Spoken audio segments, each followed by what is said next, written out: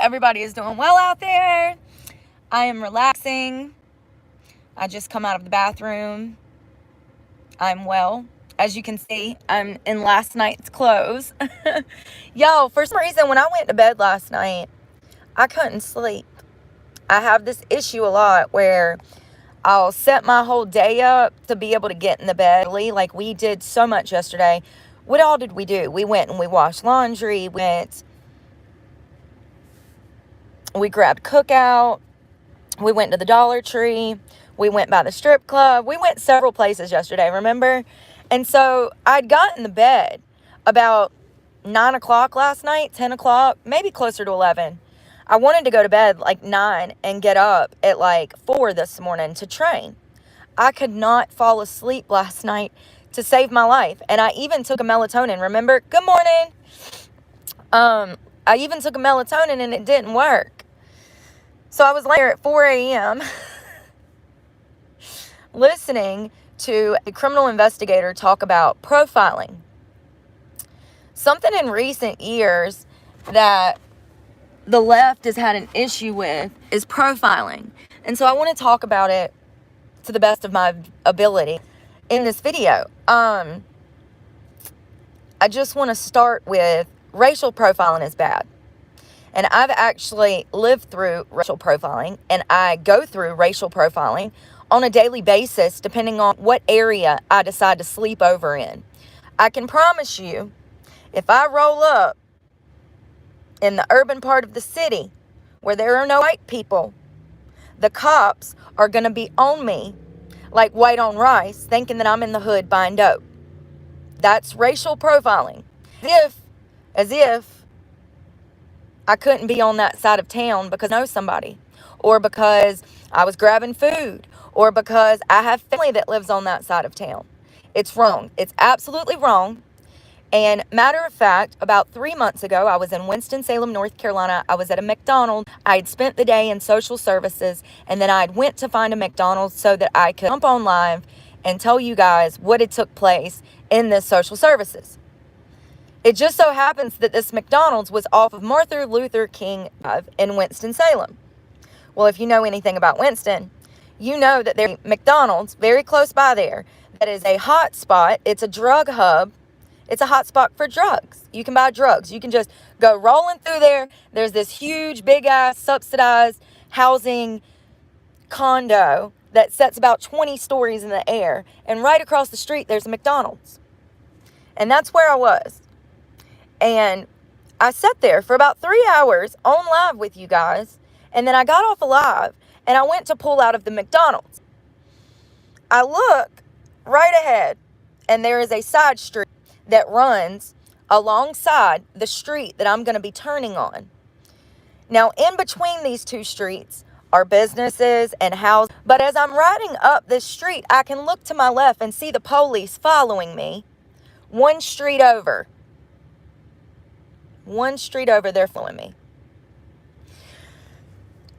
They probably thought that I was in the area waiting on a drug dealer. And I'm telling you this because, once again, I did heroin for 15 years, so I know how they think. They absolutely thought that I was there to meet somebody for drugs, that I was waiting on my dealer, and that I had took off to go meet my dealer. So when I busted a left-hand turn to go towards them, rolled up on them, waving and smiling like, motherfucker, I see you. I don't know who you think I am. Genuinely shocked when I passed them waving and smiling. They were absolutely racially profiling me. And I have it happen a lot. And I can only imagine if you were maybe another, how bad that gets. Hispanic, Venezuelan, black, Mexican, whatever, you know? Imagine how much more intense that gets once you have a little more melatonin, you know? Yeah, I understand that the way that law enforcement uses profiling sometimes is racist. I understand that, and I wanted to start with explaining that I do not believe that racial profiling is okay. I do not think that that is okay. You have no right to assume that someone's up to something bad just because of the color of their skin. But I've had it happen to me, and I understand how it happens. So profiling in itself is a very important part of life in general. Profiling is a skill, a tool that we have to help our intuition help us decide if someone is safe or not, if they're safe or if they're not. The left will have you believing that profiling is profiling in general. I'm not talking about racial profiling. That is completely different than profiling. Profiling is something that we use to dictate, or we use to tell how a person is going to act. We can look at them and see if there's danger. It's like colors in the wild, okay? Animals have bright colors as a defense mechanism to warn other animals. I'm bright, I'm loud, and I might full of venom if you want to fuck with me. And that is what colors are for in the wild, in my opinion. It's the same thing in society. If you see a masked man with a knife at the end of a street that you're walking down, are you going to continue down that street towards the man with the knife that's got the mask on, all dressed in black, looking like a cat burglar? Are you going to keep heading in that direction, or are you going to turn around, pivot on your feet, and run the opposite way? That is profiling. Being able to identify that person and see that they are a danger. That is what profiling is for. And we are getting to a point in society that you're no longer allowed to do that, because then you're WS. Bullshit. Bullshit. Bullshit. Profiling is so important. If you're able to learn to profile people and then add in your gut instinct with those interactions, you'll be able to save yourself a lot more. Hold on one second. There's this thing called personality profiling, and what personality profiling is it's the ability to know oneself and others, to be able to know yourself and other people and be able to judge how they're going to react in a situation, how they might react. It helps you identify certain behavior patterns, and also it helps you predict how they might behave in certain situations. Once again, if you see a masked man with a knife, one can assume that he's up to some nefarious stuff. Somebody's about to get robbed. Somebody's about to get stabbed. He has a knife. You can put two and two together and see that he is a danger, and you're not going to head that way. Profiling is the ability to do that. But with people being able to see somebody, how they might behave, and it's an important part. Profiling helps you kind of it dictates how a person's behavior is going to be in a situation. And I want to say that last night when I walked into that gas station, that woman or man, whatever she wants to identify as, most definitely was profiling me before I came into the establishment, which is fine. Because it just so happens that by the time I was leaving, I was profiling her.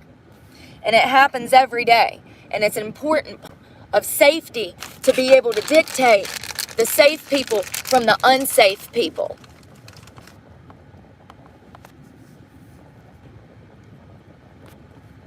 Oh, there's no straw.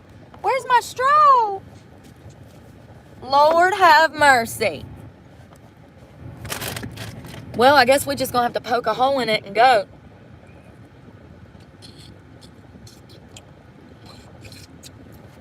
You know, there's a lot of restaurants, bars, grills that I go to, and like, say they have outdoor seating patio or whatever. I can tell before I even walk into that restaurant if it's the type of place that I need to be in. If there's a bunch of damn weirdos sitting out on the patio, I'm going to be able to tell before I walk in. That's profiling. You're profiling a place of business. Everybody does it, so don't act like you don't, because you do. Everybody does it. It's a part of human nature. And not only is it a part of human nature, it's a good part of human nature. It helps you stay safe. It helps your intuition. Being able to profile helps you dictate whether or not a person is safe and you should be around them. Once again, I'm not talking about racially profiling. I'm talking about simply profiling. Being able to look at a person and assess the situation and figure out how to deal with that person if you've never even dealt with them before. Behavioral patterns and the way that a person reacts, when you get really good at these things like I am, I literally can have an interaction with somebody one time, never met them before, and I can tell you by looking at them how that interaction is going to go before I even meet them. It's called profiling. And there's so many times, especially nowadays, living out of my car, that I'm grateful for this. Because you remember the other night when the two guys walked up on me at the convenience store? When I saw them drunkenly stumbling through the parking lot, I started profiling them. They were drunk, stumbling, walking down the road. When they got beside my truck, I said, wow, thanks God, the intuition is amazing. Thank you so much for my intuition. You pointed them out. You put a light over their head as they were walking down the road. It was almost as if Jesus had put a veil of light over these two weirdos as I was driving by. And as I pulled into the gas station up to the pump, these two weirdos followed me. And matter of fact, they come up to my car trying to get me to roll the window down. But I had already witnessed them as I was pulling in. And I had profiled them. They were drunk. They were drunk. And I knew that since they were drunk, some shit might pop off. And I was prepared. I never stepped out of the truck. And good thing, I profiled them before I pulled in the parking lot. Because if I wouldn't have, they might have killed me. I don't know. We don't know what would have happened if I stepped out of that truck the other night. I don't know. I know that it didn't end well for Jocelyn Nungare.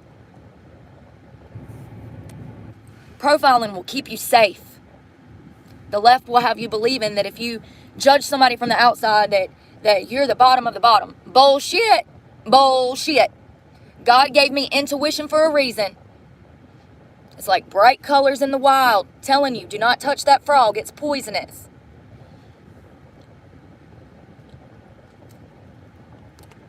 And once again, racially profiling is horrible. It's bad. I get racially profiled all the time because of where I stay. If I go to the good side of town, the white people run me off, call the police on me, treat me like crap because I'm not rich like them. So more often than not, I do have to go to the seedier side of town. And I hate even calling it that because that's where I'm comfortable.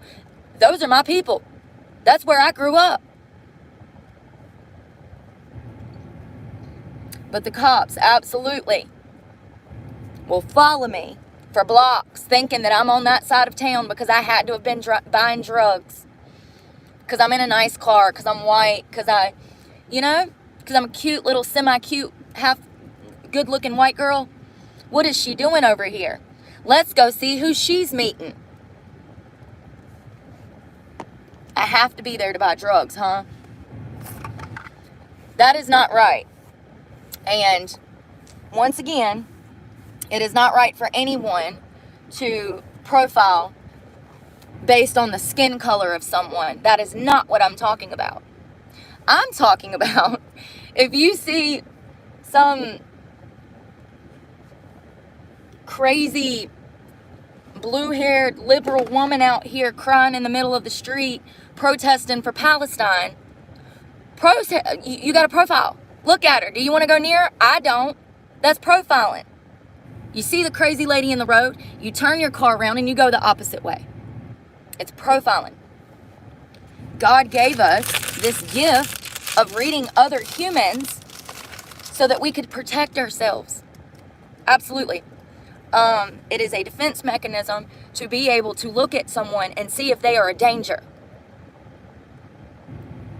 Once again, profiling is simply the art of knowing oneself and being able to pick up on other people's behavioral patterns and seeing how they react in certain situations. Like, okay, for instance, I have a problem with anger. I think that we all know this. I have a huge problem with anger. It's something that I'm working on. I also have a problem with patience. Love that for me. Patience and anger. If I was to get locked up tomorrow and go to jail, you would probably say, oh yeah, I figured that. She's always angry and doesn't have patience. Sounds about right. She done mollywop somebody inside of a sheets. It would not surprise you because you already know that I have a propensity to get angry and I have no patience. So that's profiling. Being able to look at someone and say, oh, that person might end up killing somebody someday, or that person is going to be a wonderful mother someday. Her caring and giving side and her intuition is perfect for motherhood. Being able to look at someone and say, this person, blah, blah, blah, blah, blah, that is profiling. And it's absolutely a gift. It's a gift. It is for safety. It is for security. It's a defense mechanism to be able to look out and assess the situation and a person. And I think that we're living in a time where you can't even joke about anything nowadays. You know, and, you know, I think that the left has blurred all of the lines of reality to the point that now we have all of these crazy rules and made up stuff. Like, it's so crazy. So crazy. Here's my thing. If I walk into an LGBTQ plus convention with a damn MAGA hat on and a Donald Trump shirt, they're absolutely going to profile me. Nobody's going to talk to me in that convention. And matter of fact, people might attack me. That is profiling. And the left does it all the time. So don't get it twisted. Everybody does this. It's natural instinct to profile people. It's natural. Once again, I'm not talking about racially profiling. It is not good to profile someone based on the color of their skin. But what I'm talking about is walking down the damn road as a female. Let's say I'm walking down a damn dark alleyway at 3 o'clock in the morning. And I notice a man coming towards me in a ski mask with a weapon. My eyes and my mind are telling me that he is a danger and that I need to turn around and run. The left will have you out here running into his damn arms. Don't profile people. Even though he has a mask and a gun, he's probably safe. No, ma'am. No, ma'am. So I woke up last night and ate the rest of that cookout tray.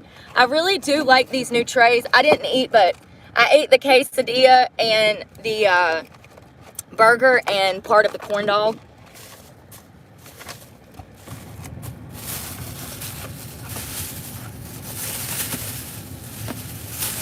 Trash. I think that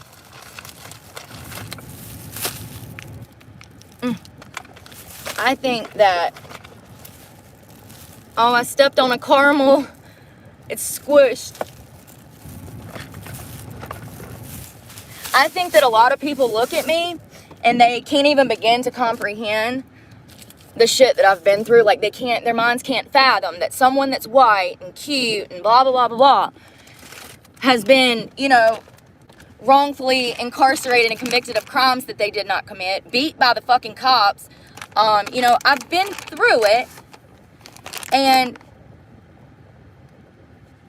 something that has always helped me is being able to look out at certain people and see if they're a danger or not. Being able to use my intuition to keep me safe. For instance, I was at a Sheetz last night. I was paying for my gas, and this guy, who was obviously intoxicated, I'm at the register. There's a lady in front of me, the cash attendant. And this guy just comes up. This is him. He comes up this close, you guys. This close. When I turned around, I literally stepped back like 4 feet. I went stumbling backwards to get him out of my face. Old white man, dirty ass nails, scraggly beard, looked like he ain't showered in a month. Drunk as shit at the Sheets at 9 o'clock last night.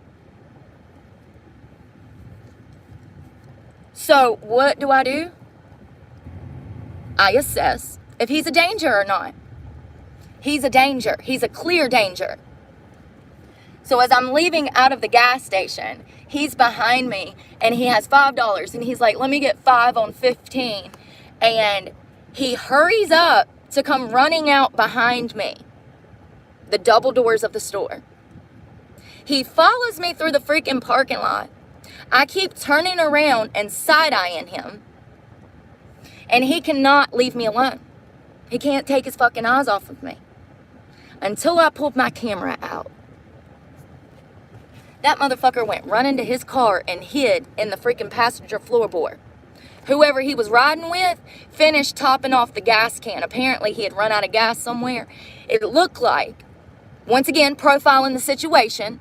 I'm profiling the situation. 2 men are at a gas station with a gas can getting gas. The man that initially was pumping the gas into the can was the same man that ran up and got in my face inside of the gas station with his hot ass, stank ass breath, breathing on me, drunk. So I'm assessing, I'm profiling the situation. I pull out my camera because at this point I'm in my truck. But this man has still got his eyes on me. Ugh. And I'm just like, I roll my window down, I pull my camera out, and I start filming. And he runs to the passenger side of the car and ducks down in the car. Oh, but what happened? You were so tough when it was just me. You were so tough when you were in here sexually harassing me all up in my face with your hot ass breath. First of all, that's a weak man. Any man that acts like that is a weak man. But he turned real weak the moment that camera come out. Let me tell you. I might post that. You can't see him following me. I did it at the end. I didn't have my camera with me in the store. And this is what I mean when I say I'm going to strap a GoPro to my chest. I'm so done with this. Maybe if enough people get embarrassed by their bad behavior, people will finally leave me alone. Men specifically. But I was profiling the situation before I even left the gas station. And this is why profiling is important. I could tell that he was a danger. I could tell that he's drunk. And when I got to the parking lot, I noticed that he was with another guy. And so at this point, I'm still profiling the situation. And this is why profiling is so important, because it helps you predict the future, the possibility of the future. Once again, racial profiling is not acceptable.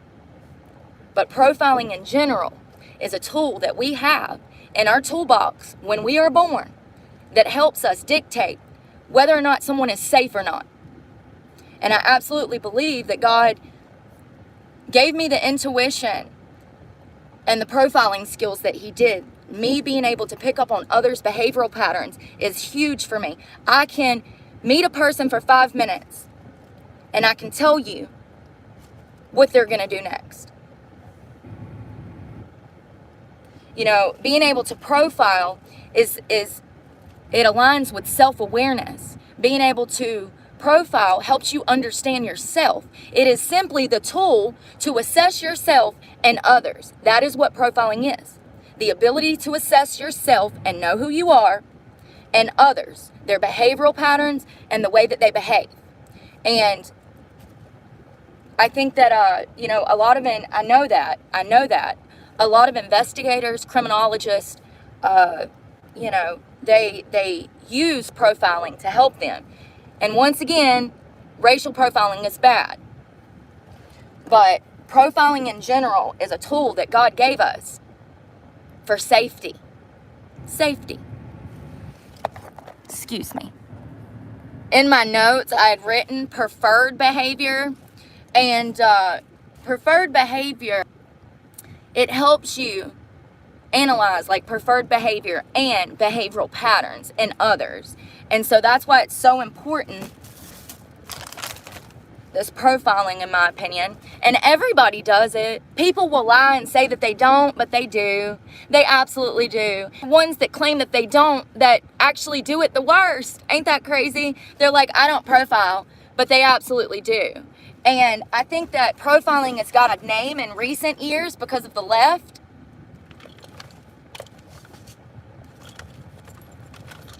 You know, anything that's normal isn't normal anymore. Remember when God said good come bad and bad will become good? We're living through that currently. Bad behavior is rewarded, good behavior is condemned and punished. Love that for me. Let's brush first. I don't know which one I want to use. Probably the the red one, because it's been a minute. I try to switch them up between the two. I like this stuff too, the Optic White. But that girl at the store last night that refused to sell me tobacco products because she wasn't trained properly, she definitely was profiling me before I even walked in there. You know, a lot of times I dress like this because it's hot. I'm a 30-something-year-old woman. I would love to dress very professional and more clothed. Absolutely. But with it being 90-something degrees every day and me living out of a car and it being 15 to 20 degrees hotter inside of this vehicle, I have to dress like a whore in church, okay? I'm sorry. But due to the fact that I'm dressed like I am, I have no doubt that that is why I have a lot of these instances. However, that doesn't make it right. Just because I was dressed like a complete slut or whatever doesn't mean that you can assault her, sexually harass her, treat her like... It doesn't work like that. That's not... And if you think that you can, that she's asking for it, then you need to be on a watch list.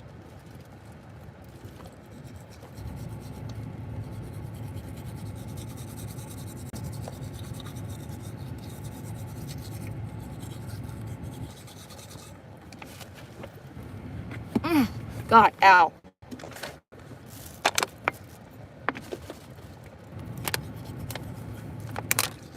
I am going to the gym this morning. I'm about to leave when I get off alive with us. I was supposed to go at 5 a.m. I couldn't sleep last night.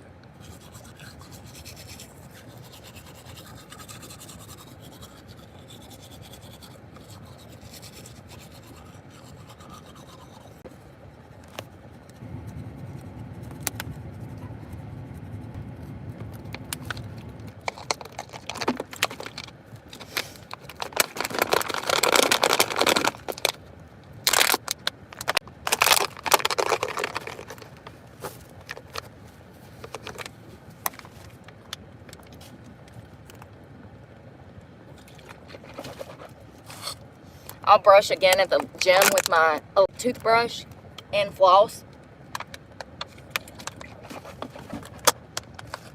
I just wanted a little so that I don't breathe hot breath on nobody. More for the benefit of y'all, not me.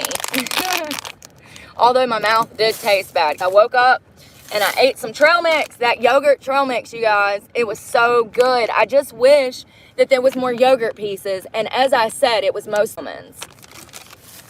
Because that's the cheapest thing in the bag. Inflation, shrinkflation, cheapflation, whatever you want to call it.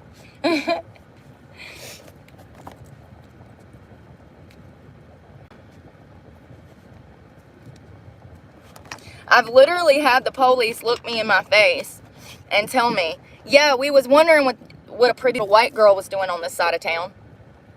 More than once I've had officers say that to me. That's racially profiling. So as much as the left will like you to believe that white people have prejudices against them, that's bullshit. Bullshit. Bullshit. I'm right there with you. Bullshit.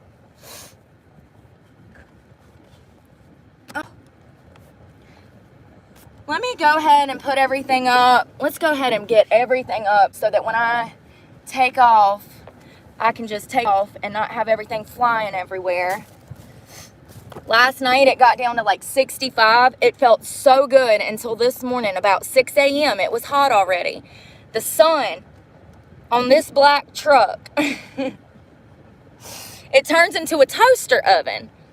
Legit, 1000%. It's like I'm baking like a rotisserie chicken from the inside out. Apparently I woke up and ate caramels in the middle of the night.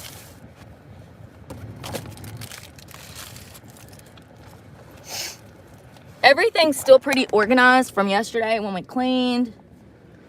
My bed's kind of a mess this morning. My mattress is kind of up over here. Ugh.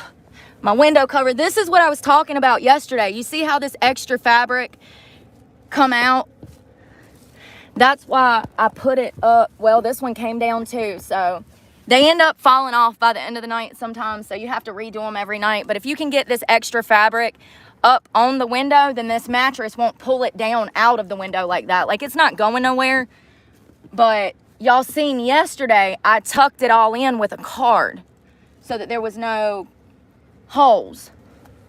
You couldn't see in. The floor still looks good. Oh, my mat. That mat, I want a rug for down there because, as you can see, I have quite a bit of room in comparison to where my feet are. I have tons of room. So I would like a rug right there because I always hit my foot on these metal things. I've cut my toes open several times. I cut my hand open yesterday, remember? And I need a rug. All right, let's move this seat up. Lord. I can barely. Oh, there we go.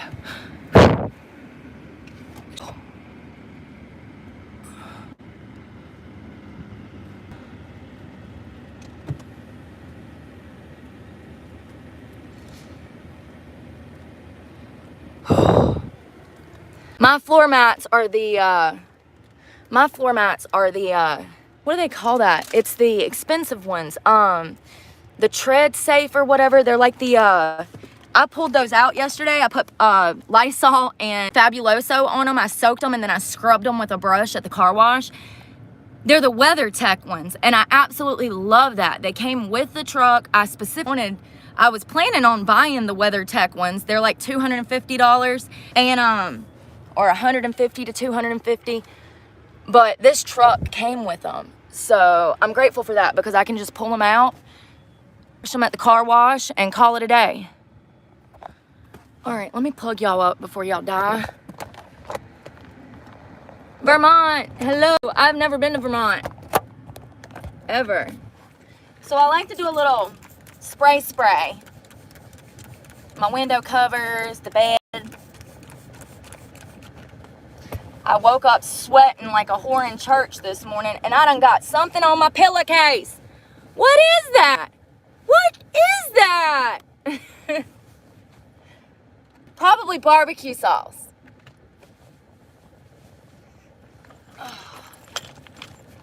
Alrighty, put my pillow up. Damn it. Where did it go? Well, I just lost a hair clip, but it's okay. I'll find it when I'm cleaning next week. Little spray. Where did I put it? Oh, it's sitting on it. Excuse me. Oh my God. Y'all, I ain't been to the gym for real, but like twice this week. And it's Sunday. I'm slipping. I've got to train today for like 4 hours. I've been slipping because I've been stressing. And I can't work out when I feel like I'm about to fall out. Window covers that I need to make new ones. I said I was going to do it yesterday, but I didn't do it. Hell, if they still work, if it ain't broke, don't fix it. The reason that they're bent like that is so I can crack my window and have a little bit of air. But I never, ever sleep with my truck windows cracked. If you are a female out here doing this, do not crack your windows. See so many girls car living with their windows down. Girl, you are brave. Damn it. Get in there. Ugh.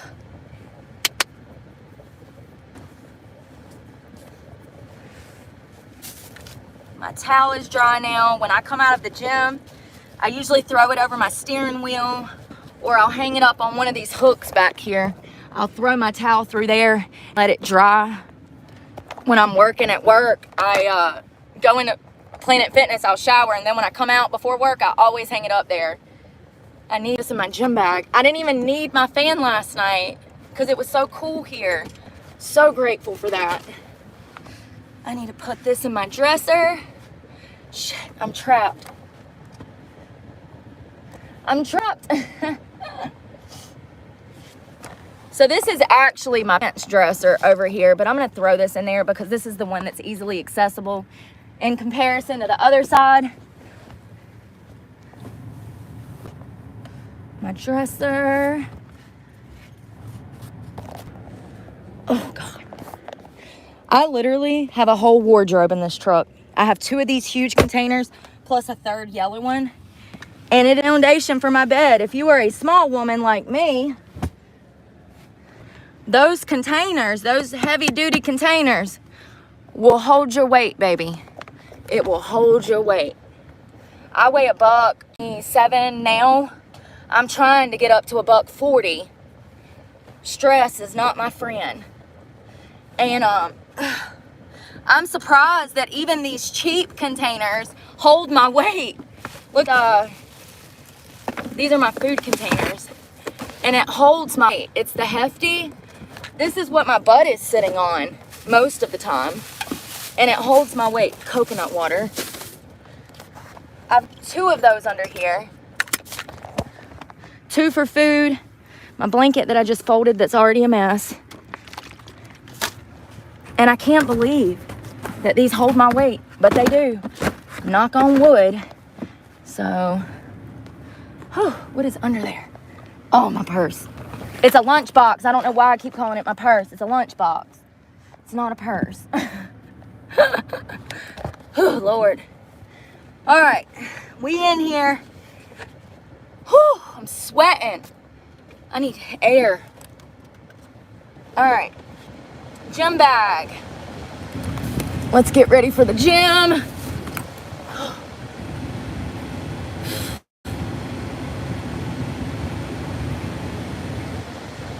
Aw.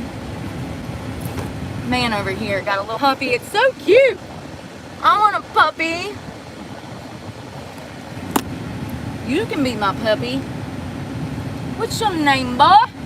Boy, where you from? Y'all, I'm boy crazy lately. I like to look at them. I don't touch them. I just look at them from a distance. There was some cops down in South Carolina. Lord. Gonna make me have to go get rebaptized. Just looking at them.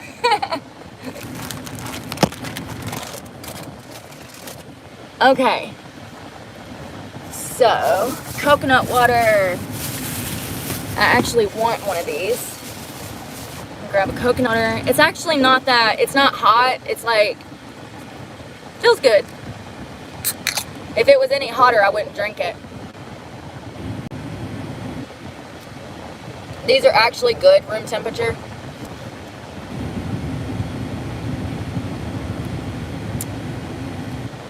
And got coconut pieces in it. I get these at the Dollar Tree. They're good.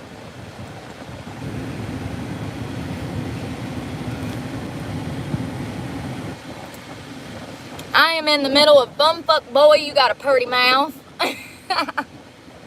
I'm in the sticks. I'm in the sticks. Where I feel comfortable, away from the crazy people of society. It's sad. I have to drive 100 miles out in the sticks to be happy, away from all the city people. It's crazy how, when I was a kid, I grew up really poor in a trailer, a 50-year-old trailer. It was probably one of the first trailers that was ever built. It was old as hell, y'all. My bedroom was the size of this truck. The inside of this Chevrolet Silverado was the size of my bedroom growing up. But I grew up very poor, and it's crazy how when I got of age, I graduated high school at 16 and I moved out of the house. I actually ran away, went missing for a year. When they found me at 17, my father said, we can't do anything with you. You're free. They finally gave me my freedom after I went missing 9 months, leaving them to assume that I'd been kidnapped, raped, and murdered. And I feel horrible for doing that to my mother now. But that's how desperate I was to get out of that abusive household. And I remember wanting to go to the city and wanting to be in the city and live city life and be a city girl. Fast forward 15 years. I can't wait to get out of the city. And I'm dying to run back to the sticks, you know. And it's crazy how the way that your parents raise you, you definitely, there should be a moment in your life that you come around and grow the hell up. And for me, part of growing up was realizing that I don't want to be in the city, that I'm more comfortable with privacy, I'm more comfortable out in the sticks. And it's crazy how that happened, how my desire to go to the city, when I grew up, turned into the desire to be sticks.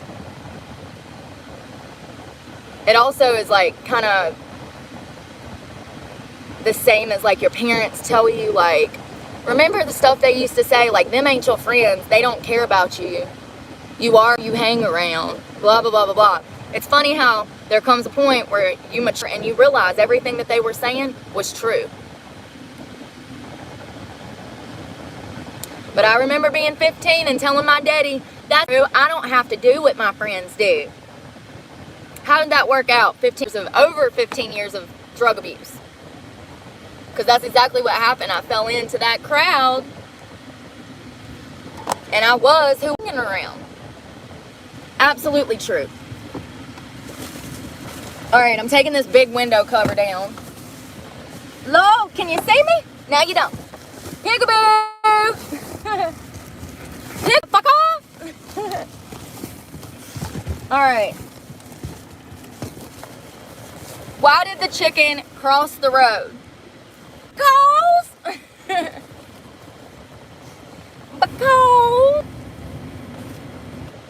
Alright, window cover up. I just slide that right there. I'm gonna make my bed a little because it's kind of wrinkly. Okie dokie. Oh no, not the hat.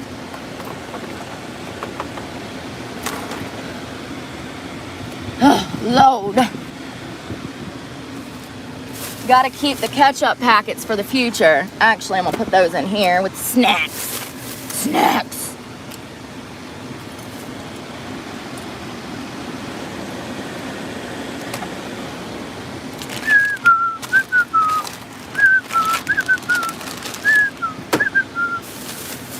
This seat. We're going to storage today. Oh my God, the hair. Look, I just reached down in the crack of my seat. Can y'all see all that? It's like 5, 10 hairs. Oh my God, the trash. Didn't we dump trash last night? Where did all this come from? That's what I'm saying though, like the trash is unbelievable. You're always gonna have it. All right, well, it looks like I'm ready for the gym. I'm gonna throw this over my holy shawl. I'm gonna throw over my outfit when I get into the gym. All right, I'm sliding in the front seat. Maybe. Oh God. Hold on. Ouch. Okie dokie. I was just trying to make sure I don't smash nobody. Whew. Gotta turn my...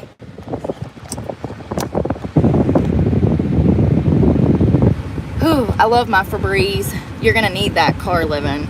I woke up this morning, like I said, it was like maybe 6. Whenever the sun comes up. 7? I don't know.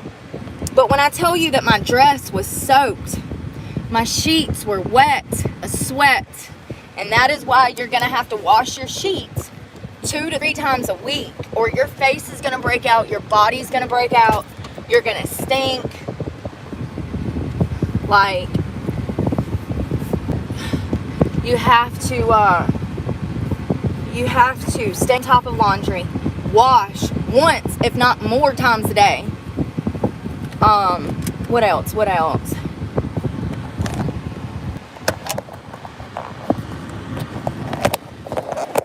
Oh, God, I broke my phone again. This is what I mean when I say that my OtterBox is shot. Look at the pieces. Oh my God, motherfuck! I just spilled coconut water everywhere.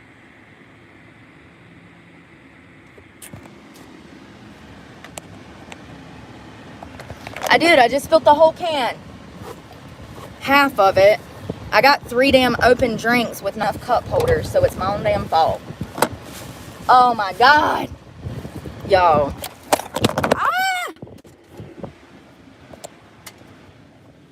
It is all, oh my God, it's just rolling. You see the coconut piece down there?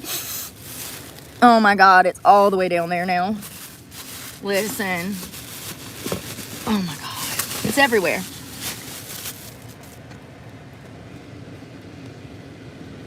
God dang it. And how long ago did we clean this yellow thing and it's already back dirty? I feel like we cleaned it like a week ago. God, coconut water. Lovely. Did it get in the bag? No. We're gonna throw that away because it's wet.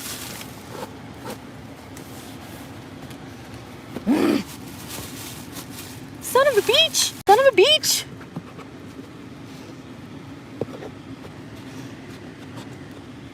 Look at the coconut on my bed. Jeez Louise, we just cleaned everything yesterday. I'm gonna lay these right here so they're easily accessible. They just set up right there, a little hole in the bag so I can grab them when I need it.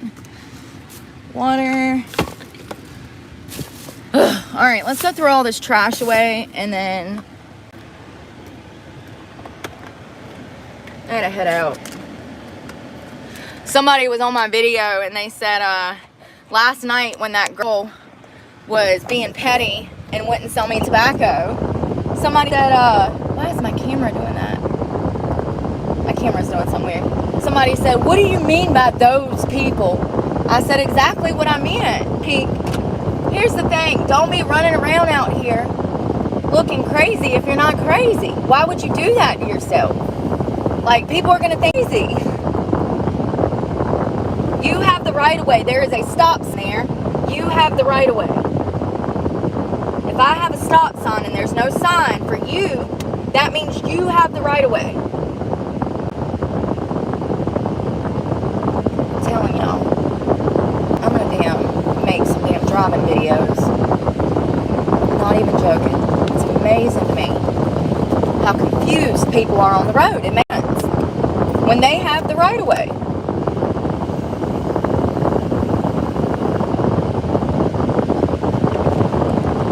Vape pods so bad. I am nowhere near Eden, North Carolina, and I wish I was, because they're Murphy's USA. I can get 8 pods for $40, which is a phenomenal deal. I don't understand what's going on with my camera. It's like the back camera is on the front. It's twisted around. I don't know how to explain it, but it is.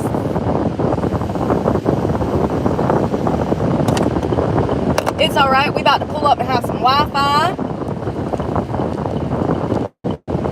I need to throw this trash away. Ah.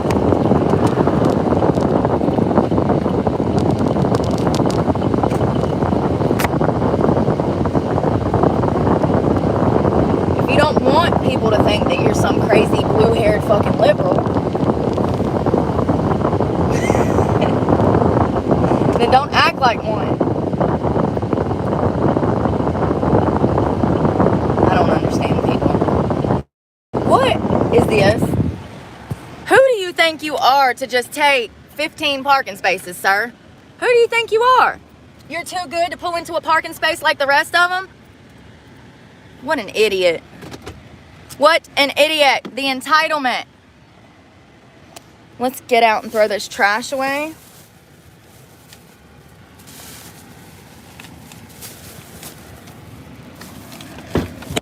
and look him in the face.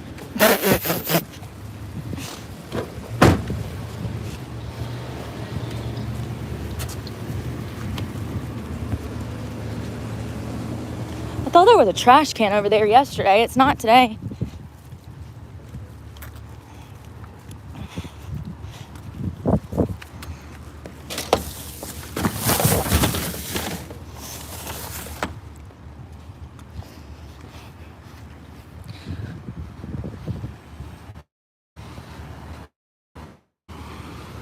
Yo, my phone, it just popped up saying that available, and it kicked y'all off. All right, let me find my computer and we're gonna get started.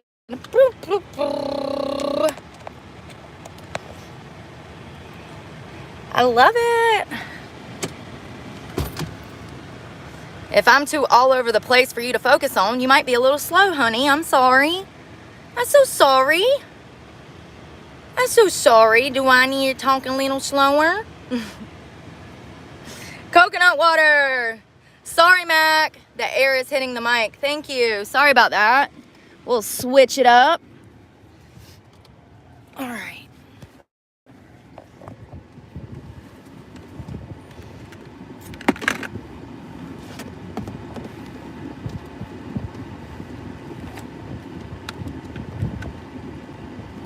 Oh my God, I can't find my computer. Where is my computer? I could have swore it was down there, but I can't feel it, and I'm not getting out. I bought this pack of cigarettes last night. So nasty. I'm so glad I quit. As soon as I lit one up and tasted it, I was like, ugh. I was like, oh God. I was like, why? Because I'm out of vape pods. That's why. Where is my phone now? I can't find nothing this morning. Here it is. All right, let's hook on the Wi-Fi so I'm not using my data. On the Wi-Fi, I don't know why my camera's doing that. It's backwards. Sometimes when my phone gets hot, this Apple, instead of the front camera starts filming like the back camera. And I don't know how to explain what I'm talking about, but pretty much when I go to click on it to flip the camera around, it won't flip around. It changes what side of the screen I'm on. It's giving me a reverse image, but it's not, yeah, doing what it's supposed to do.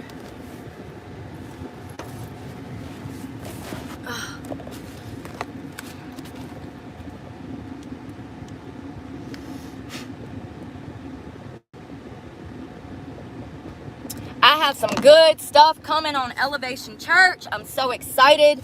I'm probably going to do a 20-minute video on them, and then some shorts about Elevation and the history of Stephen Furtick and his wife Holly. Very interesting story. These mexes, Lord have mercy. At the very least, they should be paying taxes. At the very least.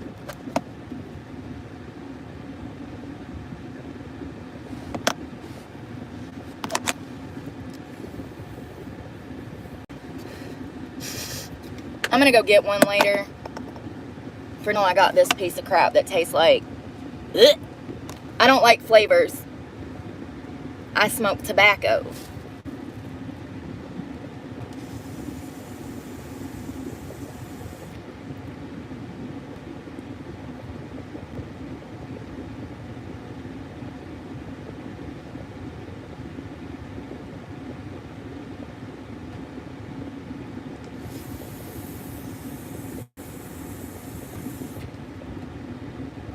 I've had this thing for 2 years in my glove box, and it still works. Is that not wild? And I'm grateful it does. I do not want to be smoking those cigarettes.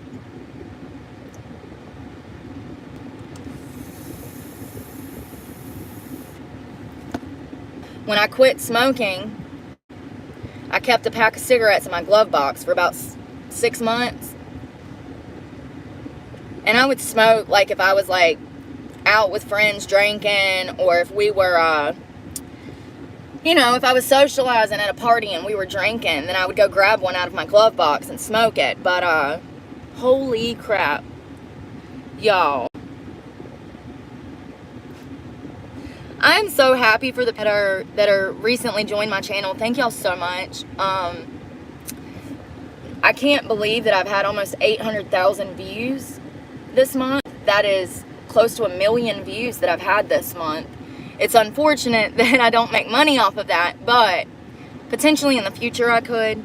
And anything that I make off of YouTube is simply going to go back into my lifestyle of taking care of myself, my truck payment, my insurance. But also I would like to spend some of the money that I'm making off of YouTube to make more content, to hire someone to be able to help me edit videos, to potentially teach me how to edit, to how to operate the software that I need to operate in order to edit my own videos. I'm not good with technology at all. I'm horrible. I'm horrible with technology. So you might be saying, well, why would you want to get into social media? Well, because I have the gift of gab. So just I don't know how to work a computer doesn't mean that I'm not good in this position. Like, I think that this most definitely is me. You know what I mean? I've been vilified my whole life for being a good person. I've been bullied for doing the right thing. And I'm sick of it. And I'm not tolerating it from here on out. And that was one of the reasons I opened my channel, was because I felt so alone. I looked out at all of the people around me in their polyamorous relationships, strung out on drugs, harming their own children. And I just couldn't do it anymore. We have been lied to. We have been brainwashed. We have been conned by this administration. And somebody left a caption on, or a comment on one of my videos. It was talking about Kamala Harris and how she's going to win the election. Bless your heart. Bless your heart. She ain't got a shot in hell. Not a shot. Sitting at a 2% approval rating. JFK has 6%. And this vote, these statistics that I'm giving you is actually from J.S. Y'all know who I'm talking about. The girl that's kind of tomboyish. She's cool as hell. She spits out facts about things. She did a poll on her channel of thousands of people. Her followers are a lot of people from the LGBTQ+. She is a left-leaning social media creator. And she did a poll on her channel. Kamala Harris had 2%, JFK had 6%, and Trump had the rest. Now, these are from left, liberal-leaning people. So, anyone that thinks that Kamala Harris has a shot in at winning this election, bless your heart.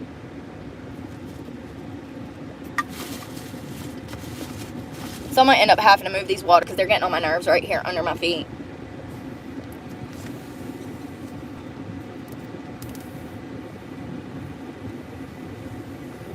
I'm so glad I found this.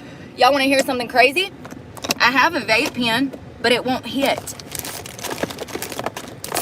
It's full of stuff, but it won't hit. The battery is bad on it. And I have no way, I have no way of getting this stuff out of here and put it in this one. So I just have a pen that doesn't work. I was hoping I could take it by the vape shop and see if he can look at it and see what's wrong with it. Maybe it's like the port in it or something. I don't know. I want to quit smoking. Let me reiterate. I have to say it every time I'm on here. One of my long-term goals is to quit smoking vapes and marijuana, both. Marijuana, for me, keeps me sane. They tried to prescribe me Xanax last year. For those that don't know, I'm in recovery. Putting me on Xanax absolutely could lead to me getting out here and killing someone. The last thing that someone in recovery needs is a heavy narcotic such as Xanax. It's horrible. It's a horrible drug. And it's sad that it took over 20 years for doctors to actually start realizing that this drug is dangerous. Hundreds of thousands of people going through Xanax withdrawals. Some of those people actually dying. You can die from coming off of Xanax. And they just tried to put me on it. actually put me on it, and I didn't remember anything for about a week. And I finally started refusing the medication in my drug-induced state. I'm glad that I did, because I finally came to, and I told a room full of doctors. I'm talking about 7 doctors, a room full of doctors. I said, I don't remember anything from the past week. I probably don't Xanax. Quote, we advise for you to continue the medication, end quote.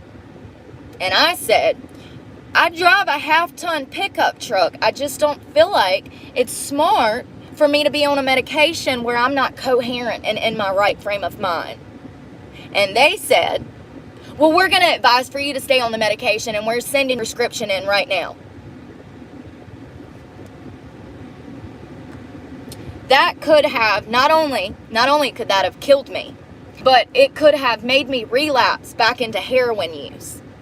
And these are doctors at a prestigious hospital. UNC Chapel Hill used to be the best hospital in the state of North Carolina. It is a cesspool of liberal idiots. It is. It's unfortunate to go from the best hospital to the worst, but it literally happened within a 4-year period of time. I know doctors who were working at Chapel Hill that moved to Wilmington running from the madness of Big Farm. 2 women who are that live in Wilmington currently. One was a doctor, one was a nurse. They fled from the Chapel Hill area, out of UNC Chapel Hill. They fled out of that hospital because of the harm that Big Farm was doing to the patients of the hospital. These doctors absolutely get kickbacks. They're making money every time a new patient is on a prescription. Absolutely. No one will ever convince me that that's not true, because otherwise, why would they be taking the initiative to get people strung out on drugs that they didn't really need?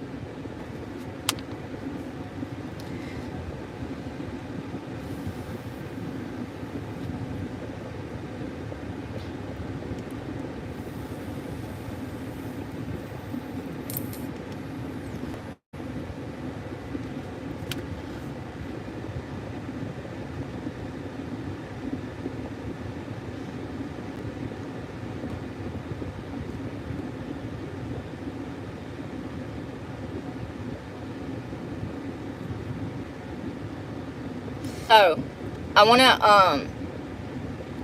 to just start with the definition. Profiling. Or not. I guess I'll have to read it myself.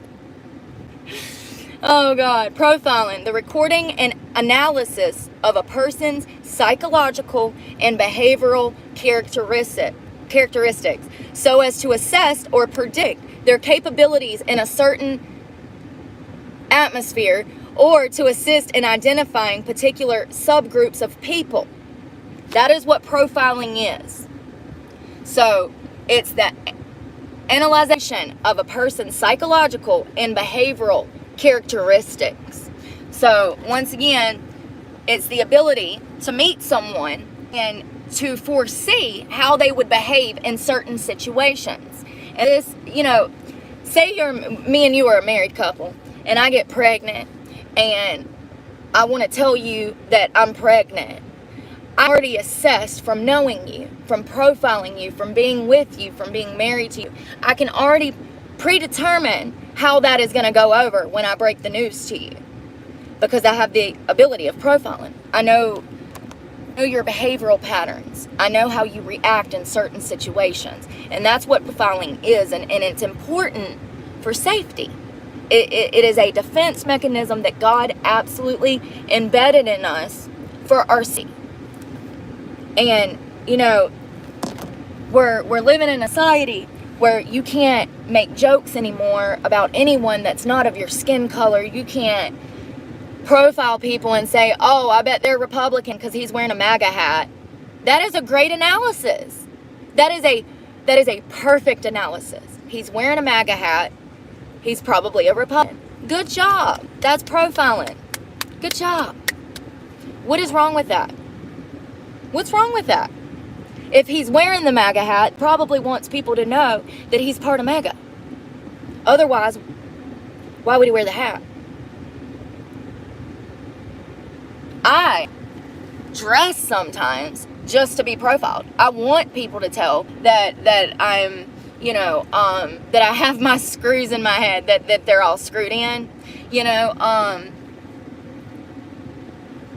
I don't know. A lot of people do it to themselves, Women, they cut their hair off, they start shoving holes in their face, they get their ex-boyfriend's tattooed name on their forehead, and then they're like, why are people profiling me? Girl, you did it to yourself. You did it to yourself. It says profiling, the act or process exploiting information about a person based on known traits or tendencies. That's another thing, like I was saying, known traits or tendencies. So that's someone that you know, and you can kind of analyze how they're going to behave or how they're going to react in a certain scenario. And I don't know if I'm saying extrapolating? Jesus Christ, y'all couldn't just say something simple.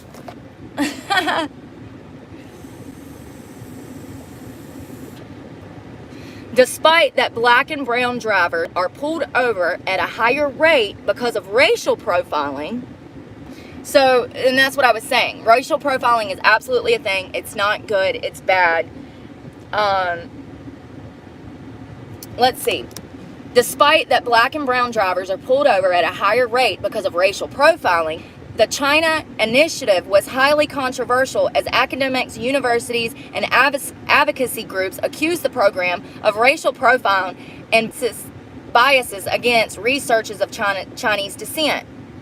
That's not right. That's what I'm saying is not right. You can't just assume because somebody's a certain color that they're going to act a certain way. However,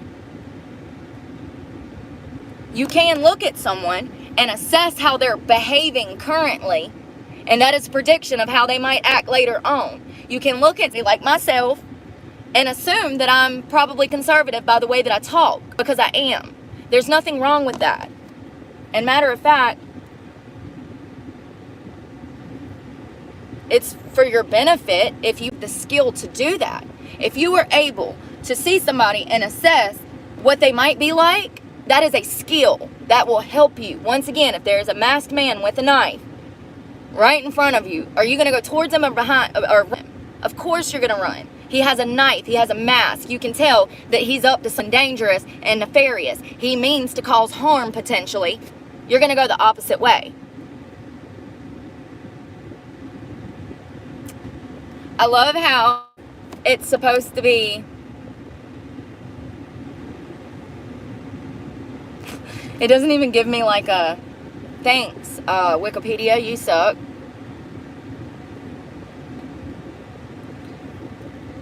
Offender profiling is a huge thing for law enforcement agencies, criminologists, FBI, CIS, or whatever it's called, CIA. Let's read a little about that. Offender profiling, also known as criminal profiling, is an investigative strategy used by law enforcement agencies to identify likely suspects.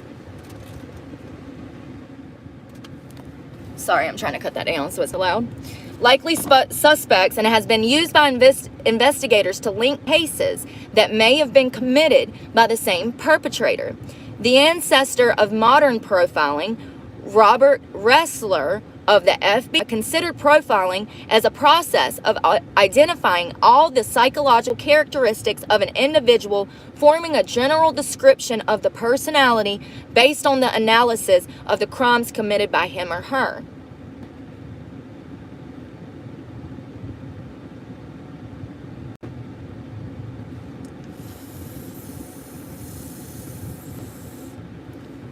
I want to talk about this 5-step, and I'm going to try to, you'll see in a second. So the 5 steps in profile include: 1, analyzing the act and comparing it to similar other acts of the past. So once again, you see how somebody's acting in the moment, and you can take their behavior and you can analyze that against other people that have behaved that way. 2, an in-depth analysis of the actual scene. 3, considering the background and activities for possible motives and connections. 4, considering other possible motives. 5, developing a description of the person that can be compared. So, sorry, if I read this through, it's talking about crime, but I'm simply trying to tell y'all how criminal profiling is the same thing as the profiling that we do out here on a daily basis to keep us safe. Our intuition is saving our ass when we're able to pick up on other people's behavioral patterns and predict how they might act in a situation.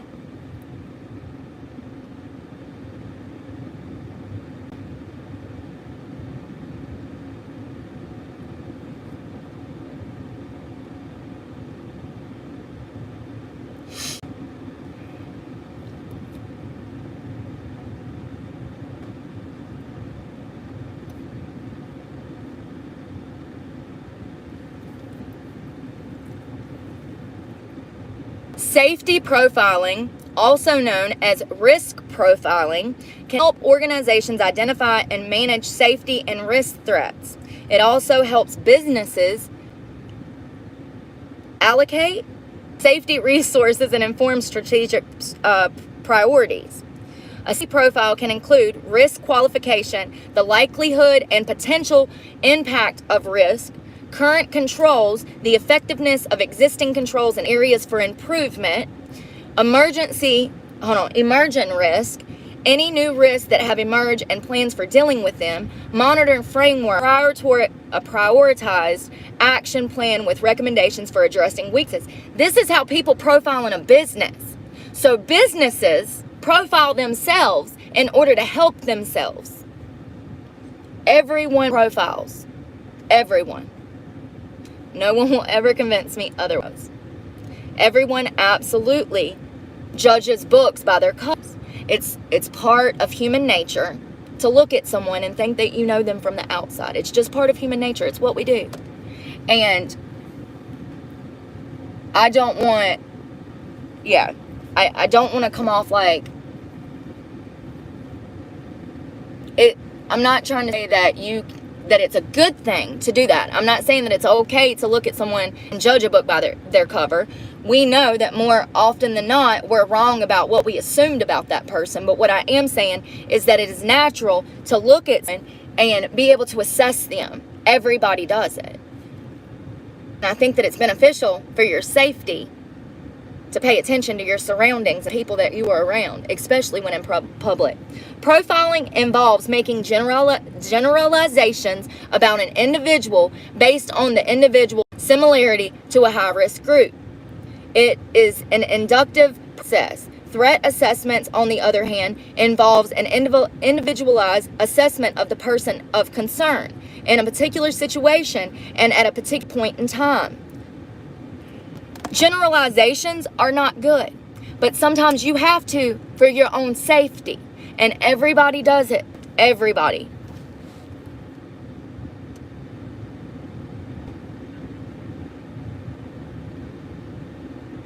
So when you're profiling for safety, there actually is a name for that.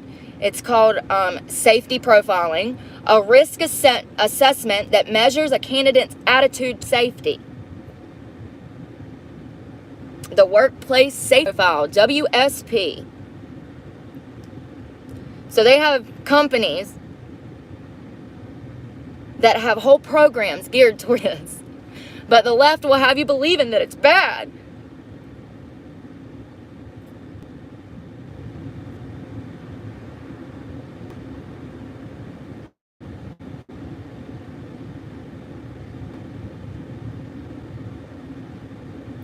I love learning about stuff, and for a long time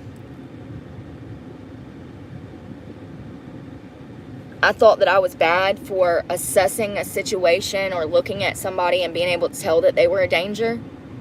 Those two guys that ran up on me in the gas station, I knew that they were a danger. My gut instinct told me, and I assessed the situation. I noticed that they were drinking. I noticed that they were stumbling, and I didn't get out of the car.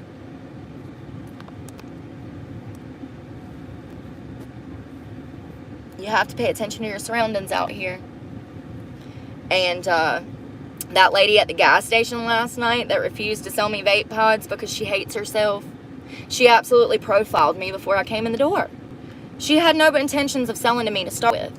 That's why she gave me a hard time about all four forms of identification. Lib hate me. They can join the club with everybody else. I've been hated my whole life, you know, because I've been defiant and honest. And God said that there would come a time deeds would be viewed as bad and bad deeds would be viewed as good. And I think that we're there. We're in the middle of it, baby. This is the beginning. Sorry, did you see my crack? Oh. I'm about to go ahead to Planet Fitness. I'm going to get me a 2 or 3 hour workout in. I'm going to shower.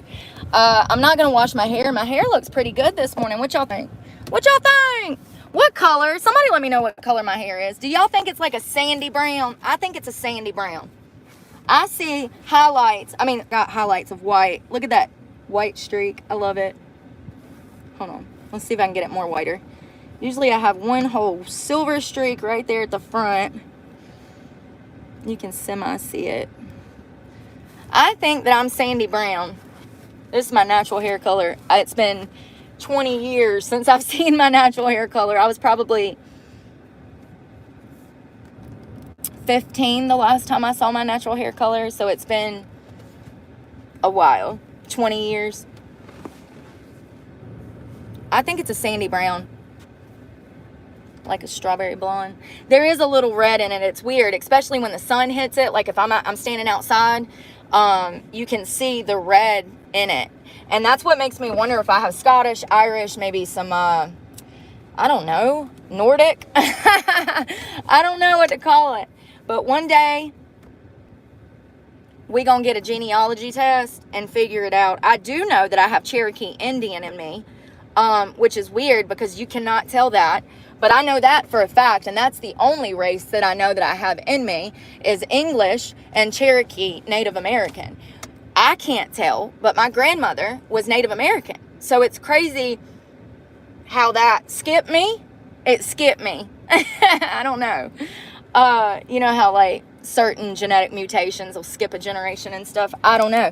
I don't know if it skipped me. I don't know if how much Native she actually had in her.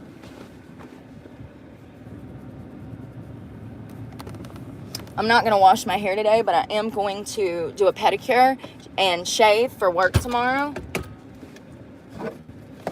And then I've got to head back towards South Carolina. That sucks. It's still North Carolina, but it's like close to South Carolina. And I am so bruised from work. Look at my thighs.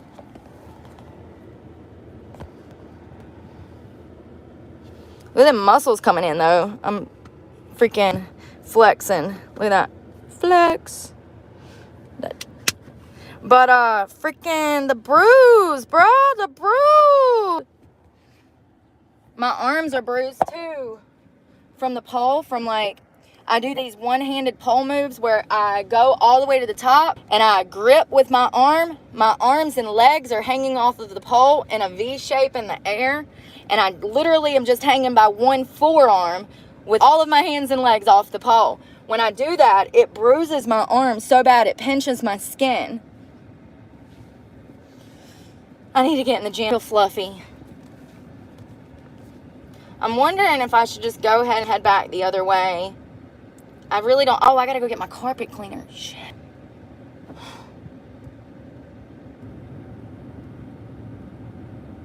I've got to come back here Wednesday for my doctor's appointment, the 31st. Hopefully, this is the last time I have to see her for another month. She's a phenomenal doctor. It is so hard to find Suboxone doctors. So hard. And it shouldn't be. Y'all are the ones that put me damn medication without giving me any forewarning about the future of what it was going to be like to try to get the damn medication. I should have went cold turkey. But you live and you learn. And this is why I talk about these things. Because no doctor this day and age is going to tell you people, hey, don't take the Suboxone. They're going to be there shoving it down your damn throat, but also not telling you about the side effects, the long-term use effects, how expensive it is, how hard it is to get, how you have to take classes and miss work, almost file for bankruptcy just to get the damn medication. They don't tell you that part. No, no, no. They just shove it down your throat until you're addicted to it. And then all of the money that you used to spend on heroin, now you're spending on Suboxone. So you traded one evil for another evil. But nobody told you. And I'm here because you are much better off not taking that medication. It is going to tie you down. You are going to be stuck. You're going to be struggling all the time trying to figure out how to pay for the damn thing if you don't have insurance. If I did not have insurance right now, I would be spending around $500 a month for this medication. And that's getting one strip a day. For people that are on 3 or 4 strips a day. If my medication is that expensive for one strip a day, I can only imagine the $1,500 cost of 3 strips a day. It's unbelievable that we have a system that allows these pharmaceutical companies to line their pockets like this and harm the public. They're blatantly harming the public. Ozempic.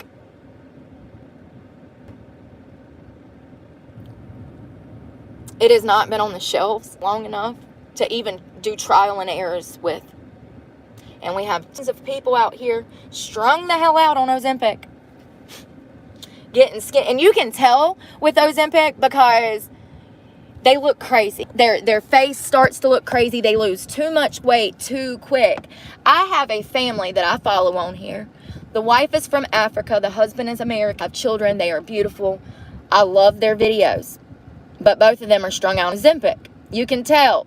He was somewhere probably about 250 pounds this time last year. She was probably close to 180, 190 this time last year. And once again, she has multiple children. She has a mother's body, which is healthy and what it's supposed to be.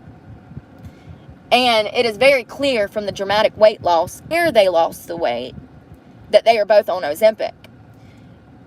You lose so much weight so fast that you actually lose some muscle too, in my opinion. Like something is happening that they're losing weight so fast. It looks unnatural. It makes them look like they've been doing drugs instead of taking Ozempic. If you know what I mean, you know what I mean. Like, I can't put it into words because I don't know the science behind it. But one can only assume that when they're dropping all of that body fat, they're also losing muscle. And maybe that's why they look so hollowed out. I don't know. If somebody's a doctor, please tell us. But it's crazy. Like Angelina from Jersey Shore. She looks crazy because of the Ozempic. Well, I think she's on meth too, but who knows? For years she was on meth. I've been saying for 3 years that Angelina was strung out on methamphetamines. But that's just my assumption. We'll see what happens. But apparently she was arrested for assault and drug charges. So apparently, maybe I was on to something. I don't know. It might not have been a drug charge. We'll have to look that up. Let's do it now. Let's see what it was. Oh. I cut it off. I know she went to jail for fighting, I think, her boyfriend. If you don't know who Angelina is from Jersey Shore, you're probably too young to be here. You're probably too young to be here if you don't know who Angelina is. She's a hot mess express. I don't have armpit hair. What are you talking about? You wish I did. You want to stick your little grimy fingers in my armpit hair? Fingers like Superstar? Superstar! If you know, you know. Sometimes I just want to come to this tree and I just want to... Y'all remember that? Great movie. So crazy. You need to, thank you Pisces, babe. You need to exercise on Ozempic. And that's what I'm saying. A lot of these people are taking Ozempic and they're not exercising. What Ozempic does is it actually tells your brain that you're full when you're not. It fools your brain into thinking that you've had food when you haven't. And it actually decreases your desire for food. It decreases your cravings for food. And so essentially you're lying to your brain, telling your brain that your stomach is full when you're not, and so you start to starve yourself. They call it fasting, which I do too. We all know I have eating issues, but this is a little different. Not being able to eat because or you don't have the money is completely different than taking a medication that's not hungry. That's dangerous. I want to see what Angelina was charged with. What Angelina from Jersey Shore charged with recently? According to Asbury Park Press, Jersey Shore's Angelina Povarnik charged in freehold domestic assault. So she beat the hell out of her boyfriend or husband. I could have swore they said something about drugs. Hold on. Let me go look that up. Drug charges. This is why I like to look stuff up, because charged with multiple things. Here we are. Criminal mischief, assault. That's what I thought. It was multiple things. Thanks, Google. Let me tell y'all something. I was Googling some stuff last night. Google is trash. We need to boycott Google. We need to use other search engines, because Google lies. They lie. They lie. So it was several things, and Google said it was one. The Jersey Shore reality TV star was charged with simple assault, criminal mischief, obstructing the administration of law, and resisting arrest related to a domestic violence investigation.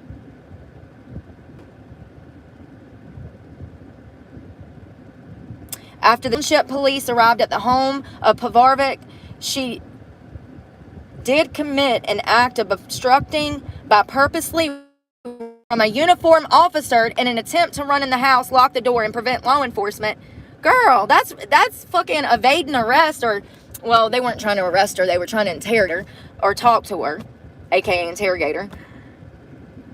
Lock the door and prevent law enforcement to conduct a domestic violence investigation. So the cops were trying to investigate the situation that went on between her and her husband. She decided to run in the house, try to lock the door, and ignore them, and it did not end well for her. She was also charged with resisting arrest because police said that she pulled her arms away and refused to comply with the instructions of the officer once she was taken into custody. The victim, whose name was redacted, I'm probably not saying that right, redacted from the complaint, suffered bodily injury as a result of Povarnik shaking him with her hands and fists, causing scratches, redness, and complaint of pain to the victim's hands. Angelina done whooped her boyfriend's ass.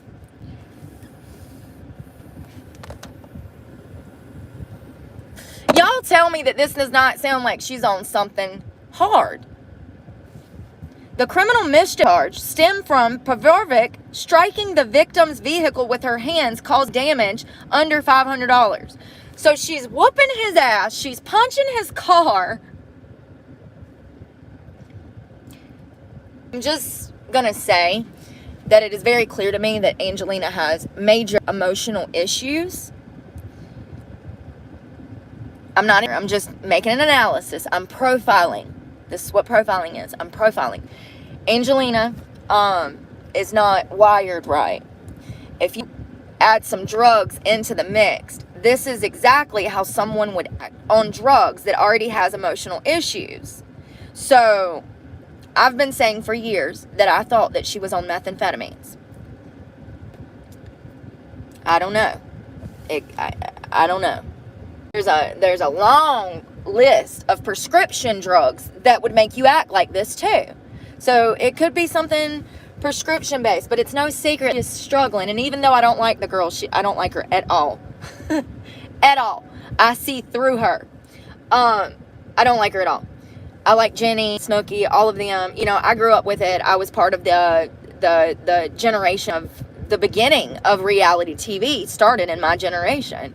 So watching them have their lives back in the early 2000s, 2005, 9, whenever it was, that was cool, like kind of growing up with them because I was there then, and I was doing the same things that they were. I lived in a big party house, and you know, I literally lived the Jersey Shore life in a North Carolina way. And so I really liked the show back then. I like it even more now that these people have grown up. Mike, the situation has gotten clean. He struggled severely with opiates, pain pills, heroin. It's all the same. Anyone that's addicted to heroin is addicted to pain pills. Anyone that's addicted to pain pills is addicted to heroin. It's the same thing. So Mike had a severe addiction with opiates. He got himself clean. He married his college sweetheart, Lauren. They have children now. You know, Dina and her husband got married. They have children. Jenny's children are, you know, she has a son that has autism. If I'm not mistaken, he's on the spectrum. Adorable little boy. Definitely looks like Roger, Jenny's ex-husband. And Jenny has a new husband. Or maybe they're just dating. But, you know, 24. Because Jenny was like 35 and he was like 24 when they got together. I don't know how she did that. I've tried it. I can't. But it's nice to see these people grow up after all of the partying and herpes swapping that they used to do. It's nice to see them grow up and the changes that they've made in their life. The only two that don't have their shit together is Ron and Angelina. Ron, in my opinion, will never change. He will always be a domestic abuser. He will always be in toxic relationships that bring drama, where he's getting his ass whooped and he's whooping up on his girlfriend in front of his kids. Ron is addicted to that. Ron will have that type of relationship for the rest of his life. Mark my words. Ron will end up in more trouble later on down the road after he comes back this season. Ron will never change. Mark my words. Remember I said that. I said it here first. And Angelina might be right there. I mean, you know, what grosses me out about Angelina is her fakeness. She is so fake. The woman who does not know who she is. And you can tell by the filler in her face, she is lost. Women that love themselves do not do that to themselves. Women that love themselves do not feel the need to go get hundreds of thousands of dollars worth of plastic surgery done to themselves. That is not a sign of security. That's a sign of low self-worth, in my opinion. Now, we all know that I said one day I'm going to get some Botox in my forehead. Does that mean that I'm going to go completely change my face to look completely different from this face? No. Never. Ever. Ever. I will always look like me, like God wanted me to look, because I'm grateful for what He gave me.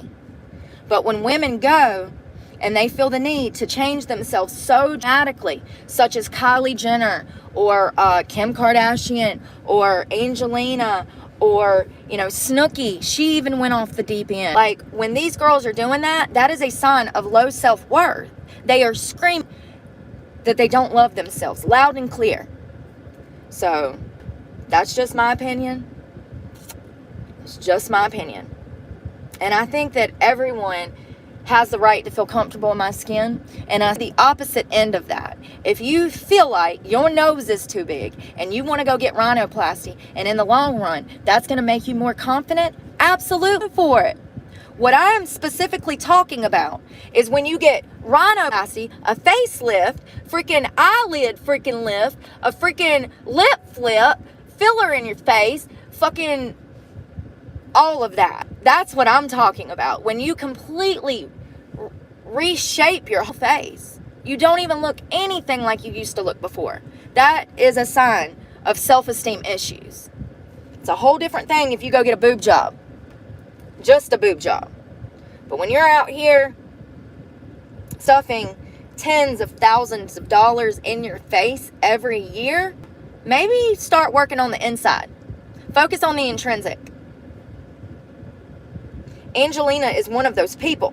We have seen her hop man to man to man. And once again, I'm no better. I've never been married. Part of that is personal choice. I want to get married now. Now I'm ready to get married. I wasn't 2, 3, 5, 10 years ago. But I'm no better. I'm just saying that she is a 30-something-year-old woman. Now is the time that you assess and you profile yourself and you say, whoa, it's benefiting me. Giving my body to every Tom, Dick, and Harry. How is this benefiting me? Do I actually like this? Is this good for my health, for my mental health, for my well-being? Is this good for me? There should come a point in your life where you stop hoeing around and grow the hell up. And Angelina is just not there, and she'll never be. Angelina will be a hot mess express till the day she dies. She has zero self-awareness. Zero. She is so self-centered that she's so self-centered. Yeah. And she's a surface level person. Once again, a person who I could never see her having an intellectual conversation of anything. It would be laughable if she tried. You know what I mean? Like, she is not firing on all cylinders. And that's okay. I mean, she's a woman, and I wish that she was happy with her, but it did not surprise me that she went to jail whatsoever. And you know, if I ever go to, people are going to say that about me, and that's fair. That is fair. I done told y'all that there's a good chance. At least I'm honest. And see, that's what's different. You know, you would never hear something like that come out of Angelina's mouth. Angelina takes no accountability. She doesn't even know what that is. Everybody else is the blame for all of her problems. The difference is accountability. My lips are so chapped. Probably because I need some water. Y'all want to drink a bottle of water?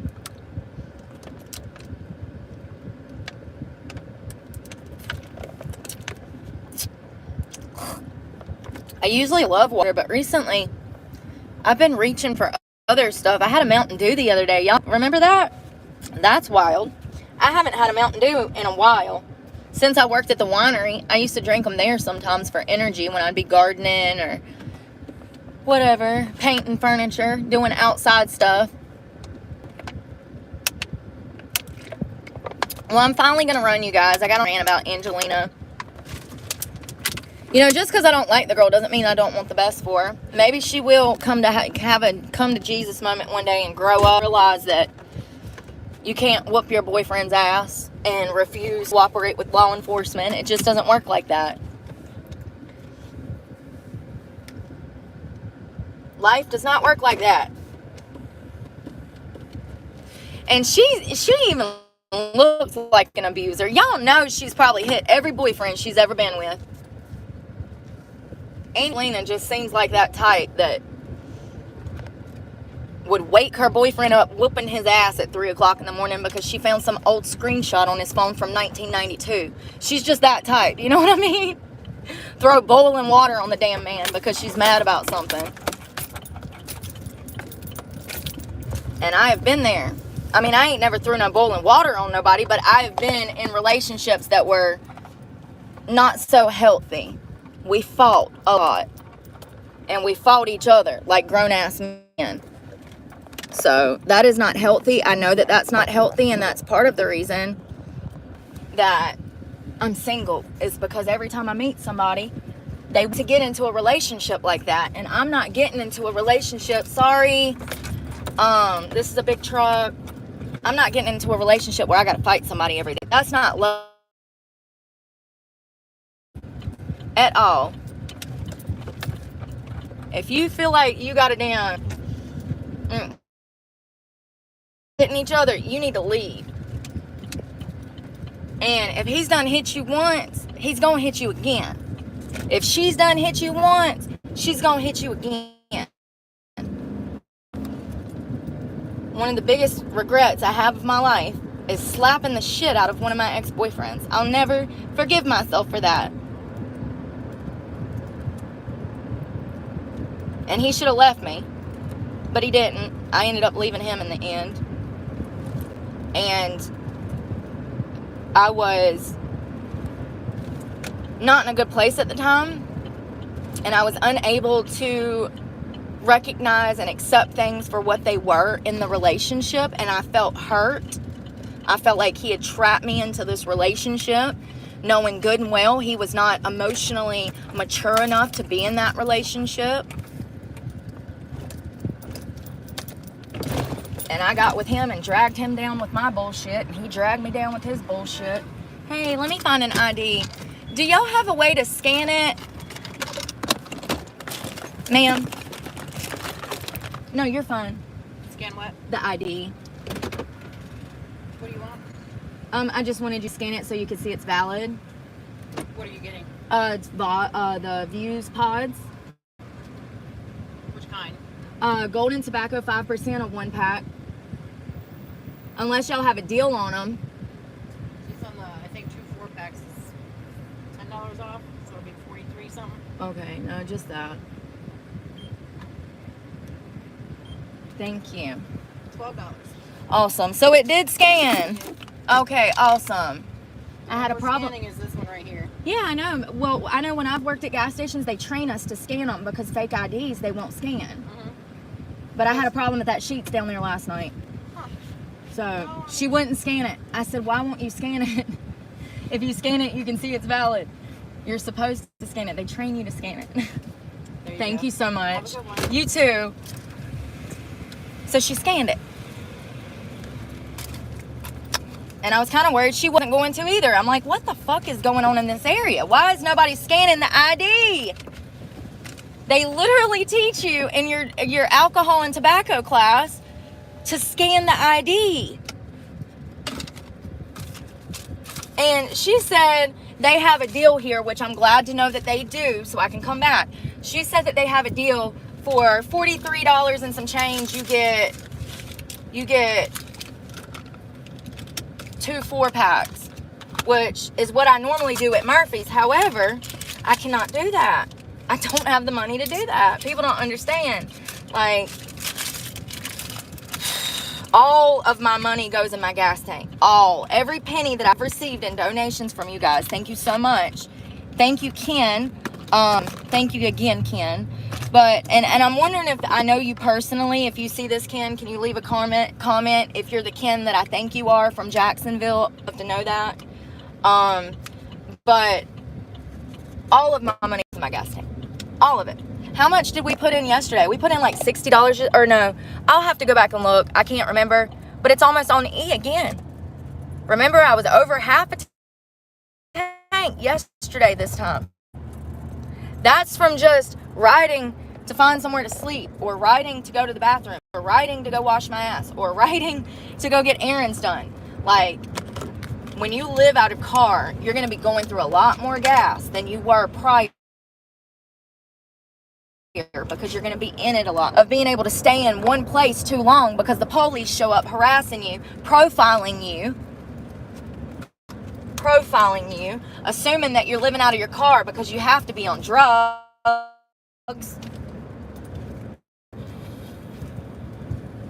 Damn it, this is freaking dead. Rawr. I'm gonna put this back in my glove box because it's my extra one for emergency purposes, like last night. And I'm such a little white liar. I left a review and was like, I got my vape pods cheaper. And actually, I wasn't lying. This was cheaper than the Sheetz one. So I left a review talking about that lady that fucking gave me a hard time. I took in 4 forms. And I said, but it's okay. She did me a favor because I got my vape pod cheaper. I was being a smart ass. But it's true. So I guess I didn't white lie. And I got cigarettes, and that's what I was talking about. But I didn't want to put in that fucking ad that I bought cigarettes, so I said I got my vape pods cheaper. But I bought a pack of cigarettes, which was cheaper than the vape pods. I wish they'd hire me at that new Harbor Freight or one of the new Tractor Supplies, but they won't. Hell, I'd love to work at Food Line. They make damn almost $20 an hour over at Food Line now. Did y'all know that? 17. They won't hire me neither. Of course.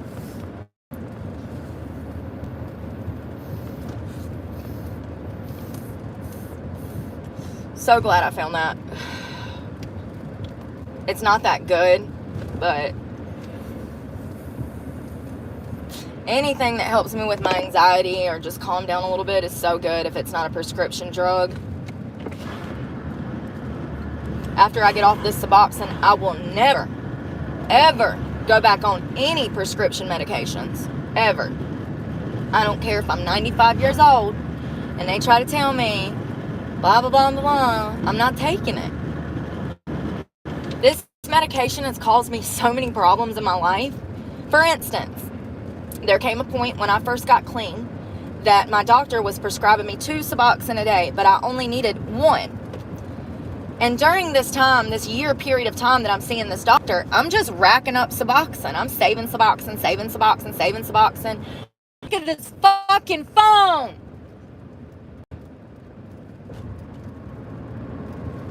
I'm in the middle of the city now. So I had all of this medication so that I didn't have to stress. I could take off. I could go to Mexico. I had enough medication. I'd go to California. I had enough medication. I didn't have to stress about my meds because I had more than enough. I was seeing a doctor. I was buying them off the street. I had a couple of supplies of Suboxone. Well, I ended up moving back into my house that I own in Stokes County. It just so happens that the guy that I bought the house from, my abuser, was still living there, which was fine.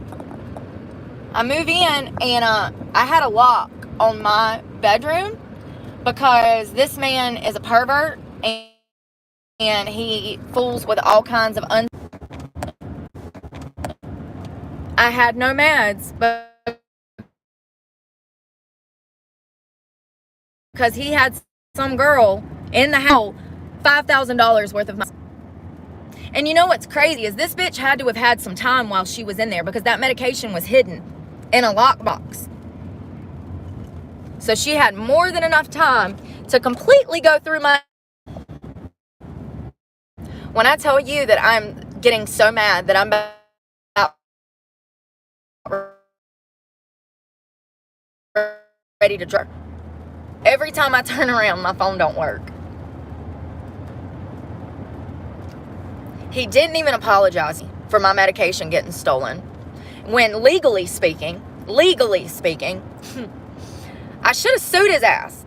I should have sued him. I mean, it's going to be listed in my lawsuit for sure. And I have all the evidence I need. He admits in text messages that he had a woman in the house. He admits that he doesn't know how the medication got missing. He admits that he can't do anything about it and he doesn't know where this woman is now. Okay, but you let her in the house. So this falls back on you, sir. I probably won't win the $5,000 for that because it wasn't him that stole it. And even if it was him that stole it, I have no proof that he stole it, and you need that in a court of law. So it's going to be listed, though. I'm going to bring it up. I want the judge to know everything that I've went through over the fucking years and how being around him, his actions have caused serious consequences to my life. I was sick for days. I had to miss work. I lost my job because I was sick in the bed with no medication. Because his need for vagina was more important than my need of medication for sobriety. Don't hang out with idiots like this. Don't be around idiots like this. Motherfucker, you can get in line. You don't see all of us in line. Stop being fucking impatient, you idiot. I can't stand people when I'm getting on the highway and there'll be 2 lanes and then they all merge to 1 and people try to get right up on you like they want to pass you. Like, get in line. Do you not see all of these other cars in front of me? Y'all know exactly what I'm talking about.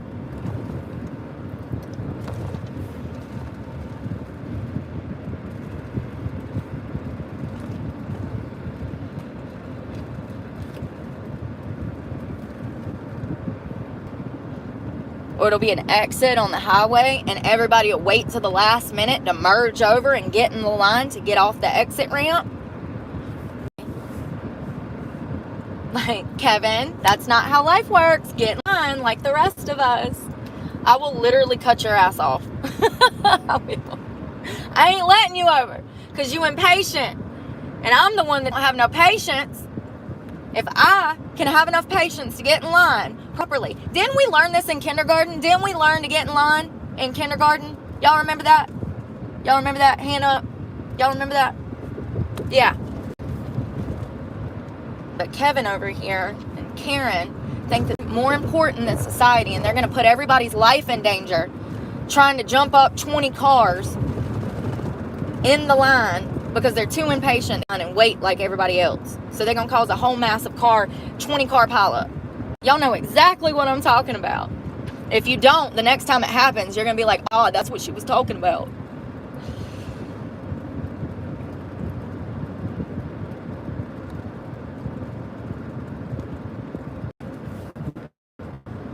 I want a sign on the back of my truck that says, I don't know, something.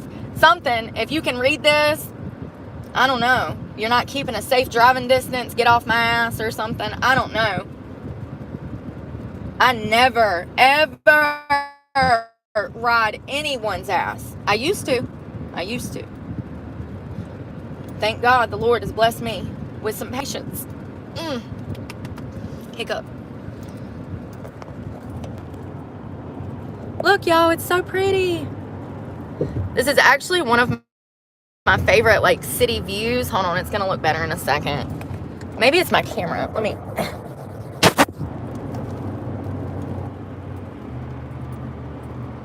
It's the old, like, Warner Bros. Y'all remember the Warner Bros.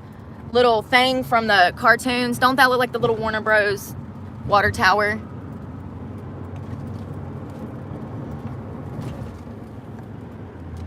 They spent millions on this green line on the tops of these overpasses. They spent millions on that green material. There is a arch that is on a highway behind me that they spent like $7 million on, and it's the ugliest damn arch you ever saw in your life. I don't understand why, but whatever. Look at that old cottage house. I love it up there. Did y'all see that? Hold on. There it is. It's like an old pewter home.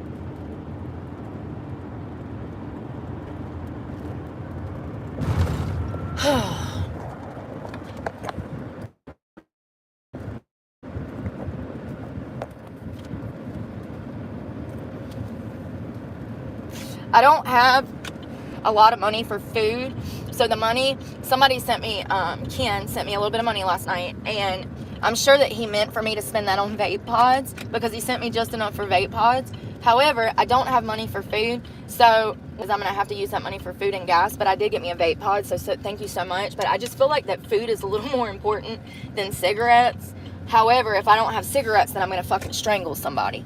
So, and I'm not joking, y'all, and I know that it sounds horrible to say that, but I'm just being realistic. I'm profiling myself and being realistic. I know how I get. First of all, let me back up. When I was born, my mother brought me home. Her and my father. Both of them were smokers. They smoked numerous packs of Marlboro Reds in a day in the house.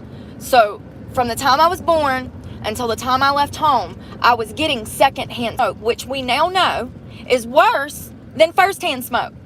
So I had nicotine exposure my entire life.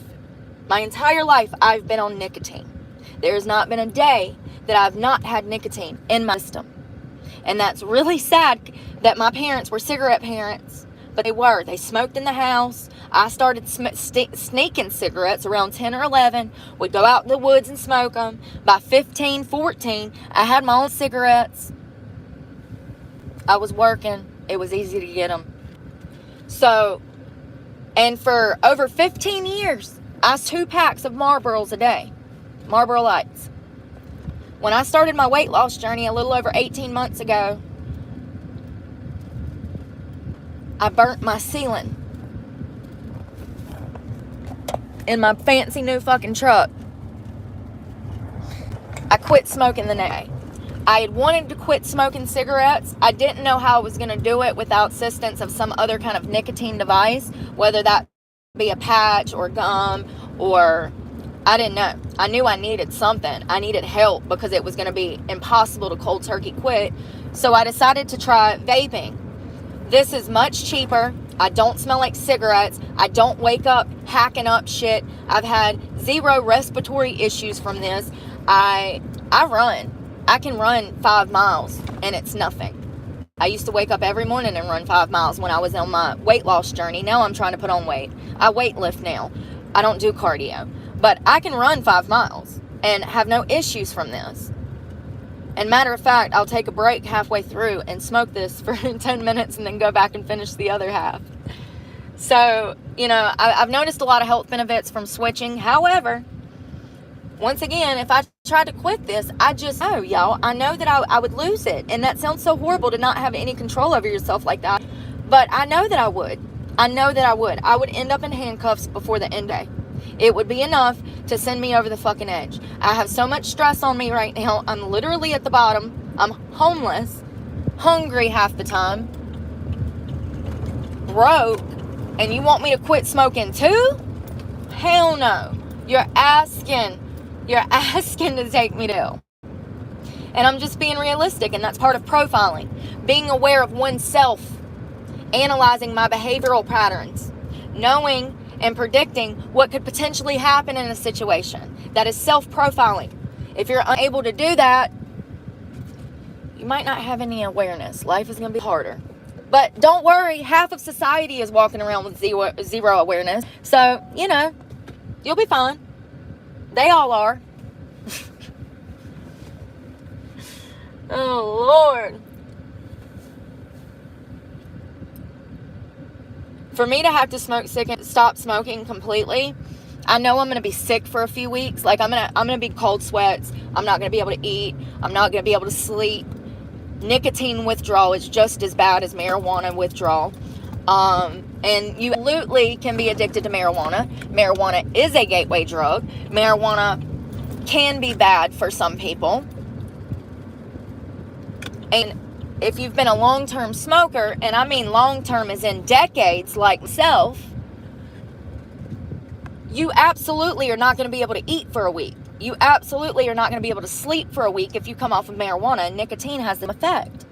You're going to be so wound up and antsy and just all over the place. Can you imagine that? Me even more all over the place? Like, your nerves are going to be shot. You're going to be aggravated, going through sweats. Like, I'm going to have time for that. But not only will I have to have time for that, I will have to have all of my bills paid in advance. And I mean like months out. Months. I'm going to have to go into that with a clear frame and with a positive frame of mind, with a positive outlook, not stressed about anything. All of the conditions are going to have to be perfect. And this is how it is when people go to rehab. This is why a lot of people who are struggling with addiction, you see that they say they're going to go to rehab and then they never end up in rehab. All of the conditions have to be perfect in order for you to take that step. You have to be in a place of complete comfort, not stressed, in order to make the first move to get into rehab. Some people would say it's simple. It's just walking in there. It's not. It's not. There's so much more. There's so much more to it. And I understand for non-smokers how to see things. It's as easy as me just not smoking. I get it. But once again, people like you are why I opened a channel. To bring a little more information to the surface on the matter. And try to explain things that maybe have never been explained before. I've never heard anyone say that you can have cold sweats and withdrawals coming off of nicotine. But it's true. I know because I've been there. Went 3 days without a cigarette one time. I was throwing up. I was shitting my brains out. It was complete cold sweats. To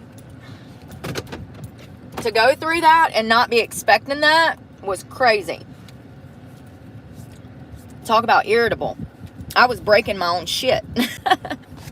Breaking my own personal property.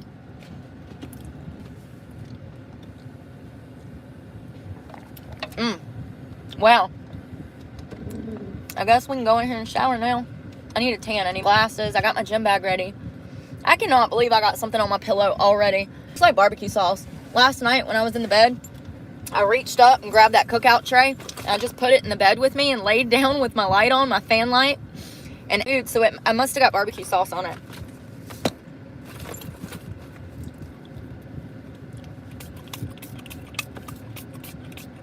I actually really like this perfume, or it's body spray. And I've gotten so many compliments on it. It was kind of expensive. It was $10. It's called Queen Bee Good Chemistry. It's supposed to have a positive reaction with your natural skin smell. It's supposed to accentuate your natural Y'all, what the smoke?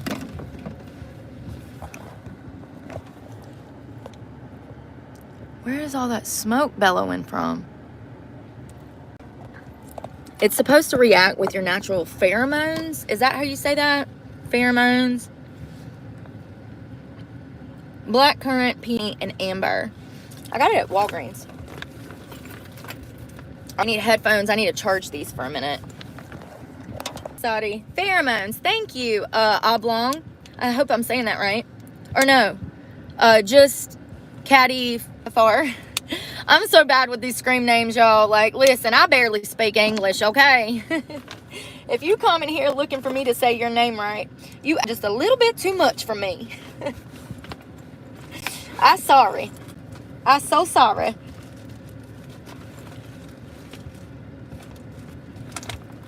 Where are my tanning glasses? Oh, I found a $5 bill. I got a 5. I got a 5. I got a 5. Hey, hey, hey, hey.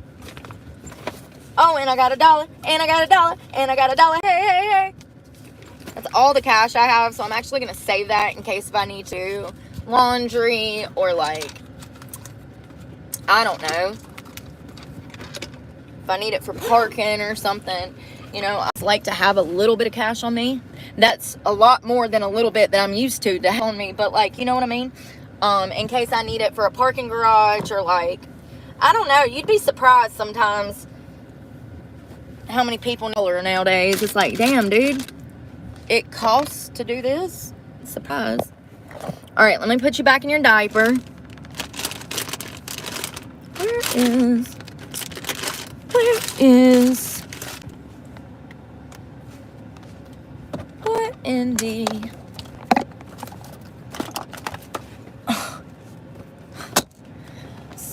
Where is the other piece? Jesus. I'm missing off. There it is. I was missing the back part. Like that. Look, all I could find is this in the part. I'm like, where is this? I have that happen all the time because it's in pieces.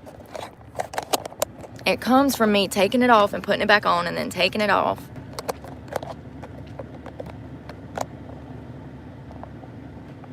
Skirt. There we go. All right, put your diaper back on.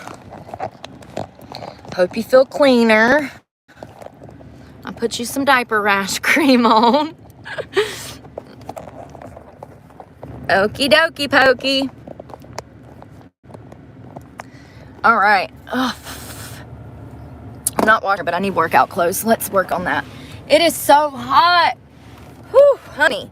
It says it's only 88, but for some reason that sun is just a blaring today. Let's go find workout clothes. I think I need to go to the other side.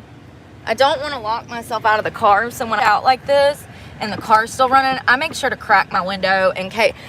Knock on wood, I've never had an instance where I was locked out of the car. Not in this one. So,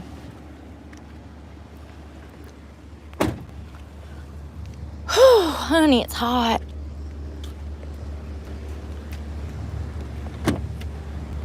What the heck? What the frick? Ouch, something just hit me in the back. I think I'm going to do baggy today since I'm going to, oh my God. Since I'm going to do glutes today. I'm going to go a little baggy. Actually, I think I want short sleeve. Something is on my back. What the frick? Freaking fan. I need pants. Pants. Where are my workout pants? Oh, they're on the other side. Do I need anything else out of here? Maybe my clothes to get. Oh yeah, let's grab a skirt and a shirt for when I get out of the shower. Jesus, I got socks, shirt, skirt. Well, I thought I had socks. Yes, sorry. Socks, skirt, shirt, workout shirt. I might want to wear the long sleeve one. I don't know. It depends on what shorts I have.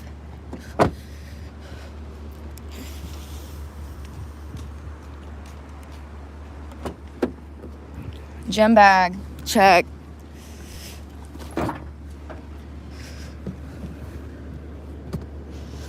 Okay. Do I want to look ultra raggedy or do I just want to look raggedy? If I'm doing glutes, I want my ass covered. So we're going to go for ultra raggedy. Pants and maybe some orange shorts. Yeah, we'll do orange because I'm going to do the long sleeve. So that works out. Oh, put that there. I don't know why I moved this. Oh, I had to. There's my wheels.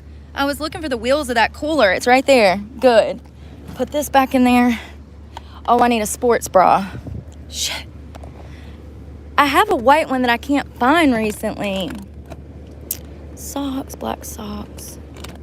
Shirts. Shirts. Shirts. Where is my sports bra? It's on the other side. Shit. I've got like 5 of them and I can't even find one right now. You're going to be doing this a lot. Flip-flopping, looking for shit. You can't find nothing ever. I need a bra. Give me a bra. There we go. Sports bra. Skirt. Put all this back. All right. Sports bra.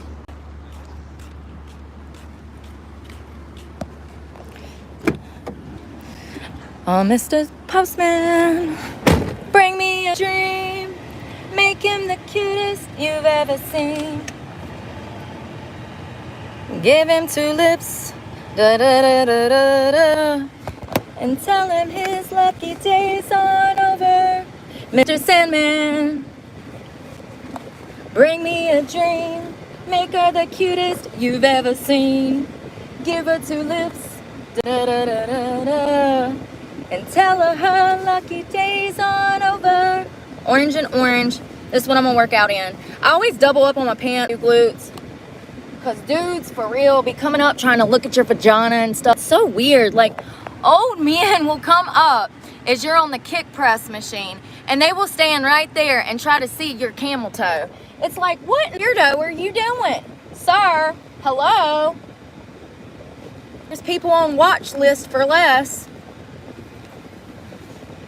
I'm not joking, y'all. I will walk into the gym and there'll be nobody in an area. There'll be nobody in an area. I go to that area because there's nobody in that area. And within a minute or 2 of being over there, weirdos start coming, following through. Like, it's just, there comes a point where you see the behavioral pattern in other people. And it's usually old white men that have a propensity to be all up in my face and in my mouth at the gym. It's so weird. So weird. But, you know, there's been a lot of women in recent years that have been almost killed in the gym. Remember that one girl last year? She was working out in her private gym of her apartment complex. It was like one of those high-rise luxury condominium establishments, and they, on the ground floor, they had a gymnasium with like workout equipment, and like it was a workout gym that came with the condo. All of the residents of the condo could use that gym downstairs. And so this girl is in there working out late at night.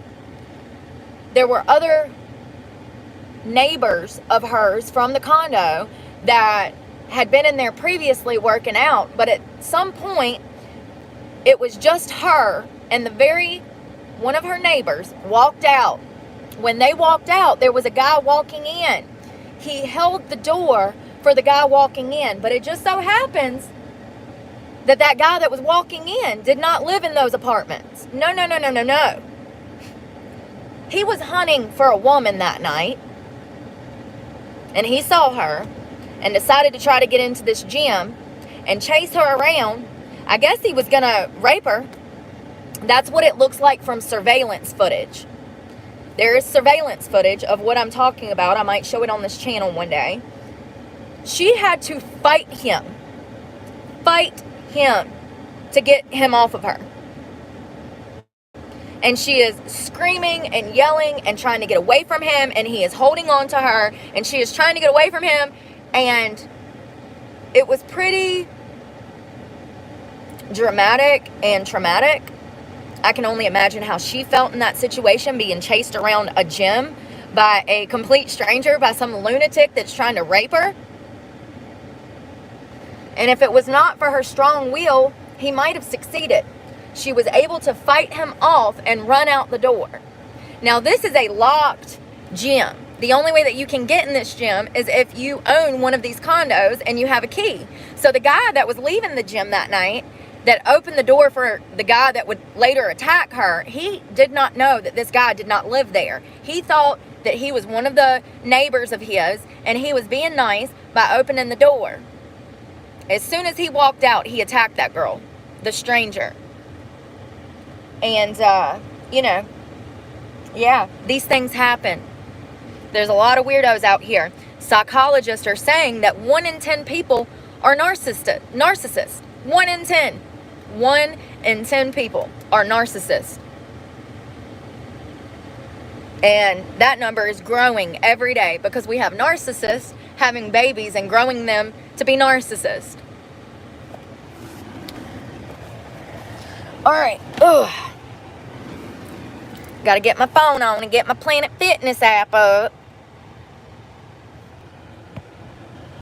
I have no doubt that that lady that from last night at the Sheet Station, she's probably seen my channel and knew who I was and was just like, no, she doesn't like me.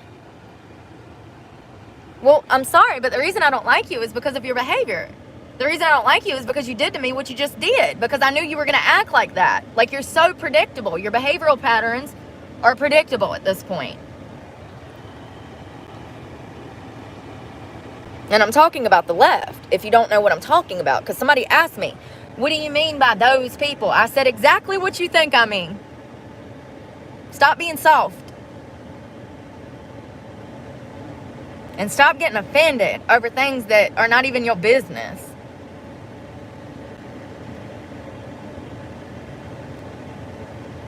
And when I say those people, I'm talking about people that are going to vote for Kamala Harris. People that think that it's okay for an 11-year-old boy to start hormone treatment and then by 15 cut his penis off. I'm talking about those people that are out here harming children, losing children. We got 200,000 missing children. And everybody's just walking around, la la la la la. So I got my club pass up. Is today the 28th? So tomorrow's the 29th. The Tuesday will be the 30th. And then Wednesday. So I got to come back here Wednesday. That sucks. I got to drive 150 miles one way, work 2 days, and then drive 150 miles back. And then do a doctor's appointment and drive another 150 miles. Like, Jesus. Sucks. I hope my headphones are kind of good. I wish I could see. I need to clean them. Does anybody know how to clean these very well? Can you use like a toothbrush and just get in there? Does anybody know how you clean these? Because mine need to be cleaned. I'm not selling my truck. My truck is half paid off. That would be stupid. I got this truck for 3.6 APR. I was just talking to a stripper yesterday. She got a Honda at 19%. There was another girl in the same dressing room. She said she got a used Nissan Altima. I think she said a 2017 or a 2018. Her payments are just as much as my truck for a used Nissan Altima that had 100,000 miles on it. Her payments are $675. My truck is over half paid off. I have another year and a half to pay on this truck. I've had this truck for almost 4 years. I've made every single payment by myself. This month is the first month that I've been late.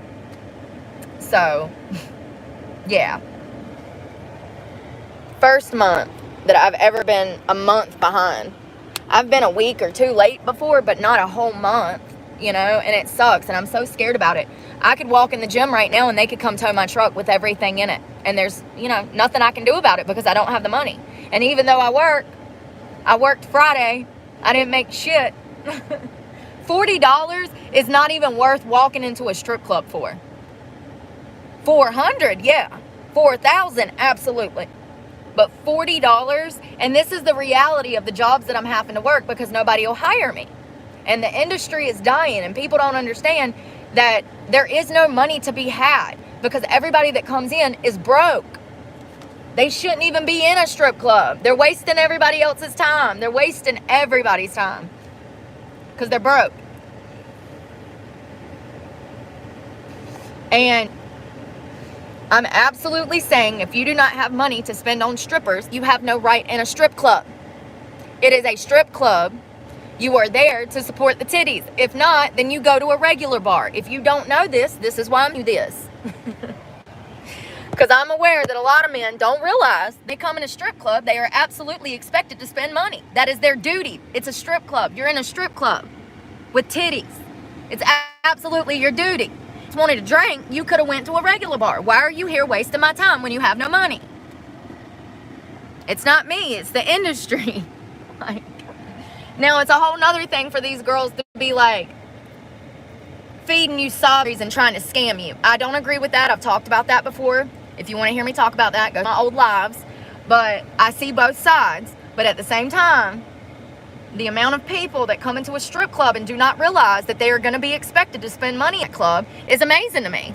What were you expecting? What were you expecting? No, not strippers asking you if you want to dance. Like, what were you expecting?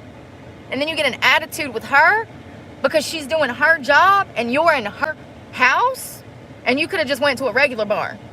But you wanted to come mooch off of everybody else's money and see titties for free. I see both sides. I've talked about the girls. I'm not trying to just call out strip club, patrons. I'm not trying to call them out.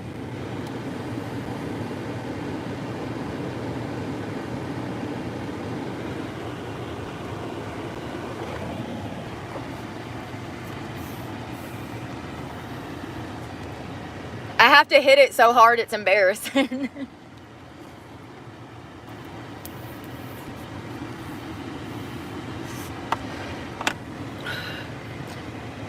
Drink minimums. Yes, Jeff. This is why they have that, is because they've had a huge problem at all the clubs. Every club I've ever danced at, I've danced at hundreds throughout the United States, California, Florida, Washington, D.C. I've been to a lot of places.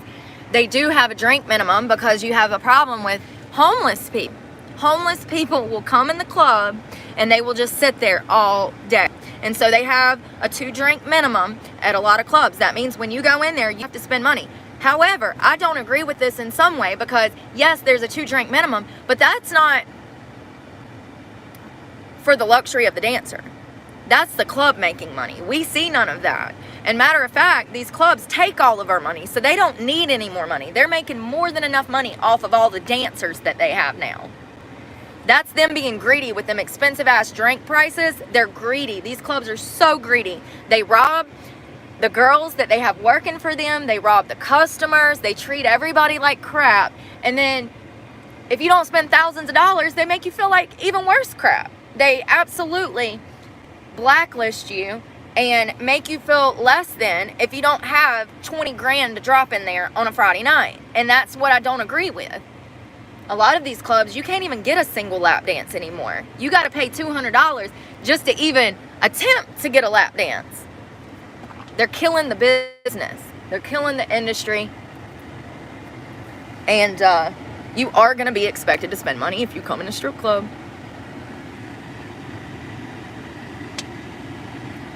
But I'm going to run you guys. I got a lot of coconut. At least these had coconut in it this time. Last time it didn't even have the coconut pieces, remember? It was just water. But I love you guys. Thanks for hanging out with me. I wanted to talk a little about profiling today because I feel like we're in a time where people don't realize that it's a good thing that we have the ability to look at another person and determine if they are a harm or a risk to us, or what could go wrong in a situation or what could go right. It's absolutely a tool, profiling, to help you discern, ain't that the right word?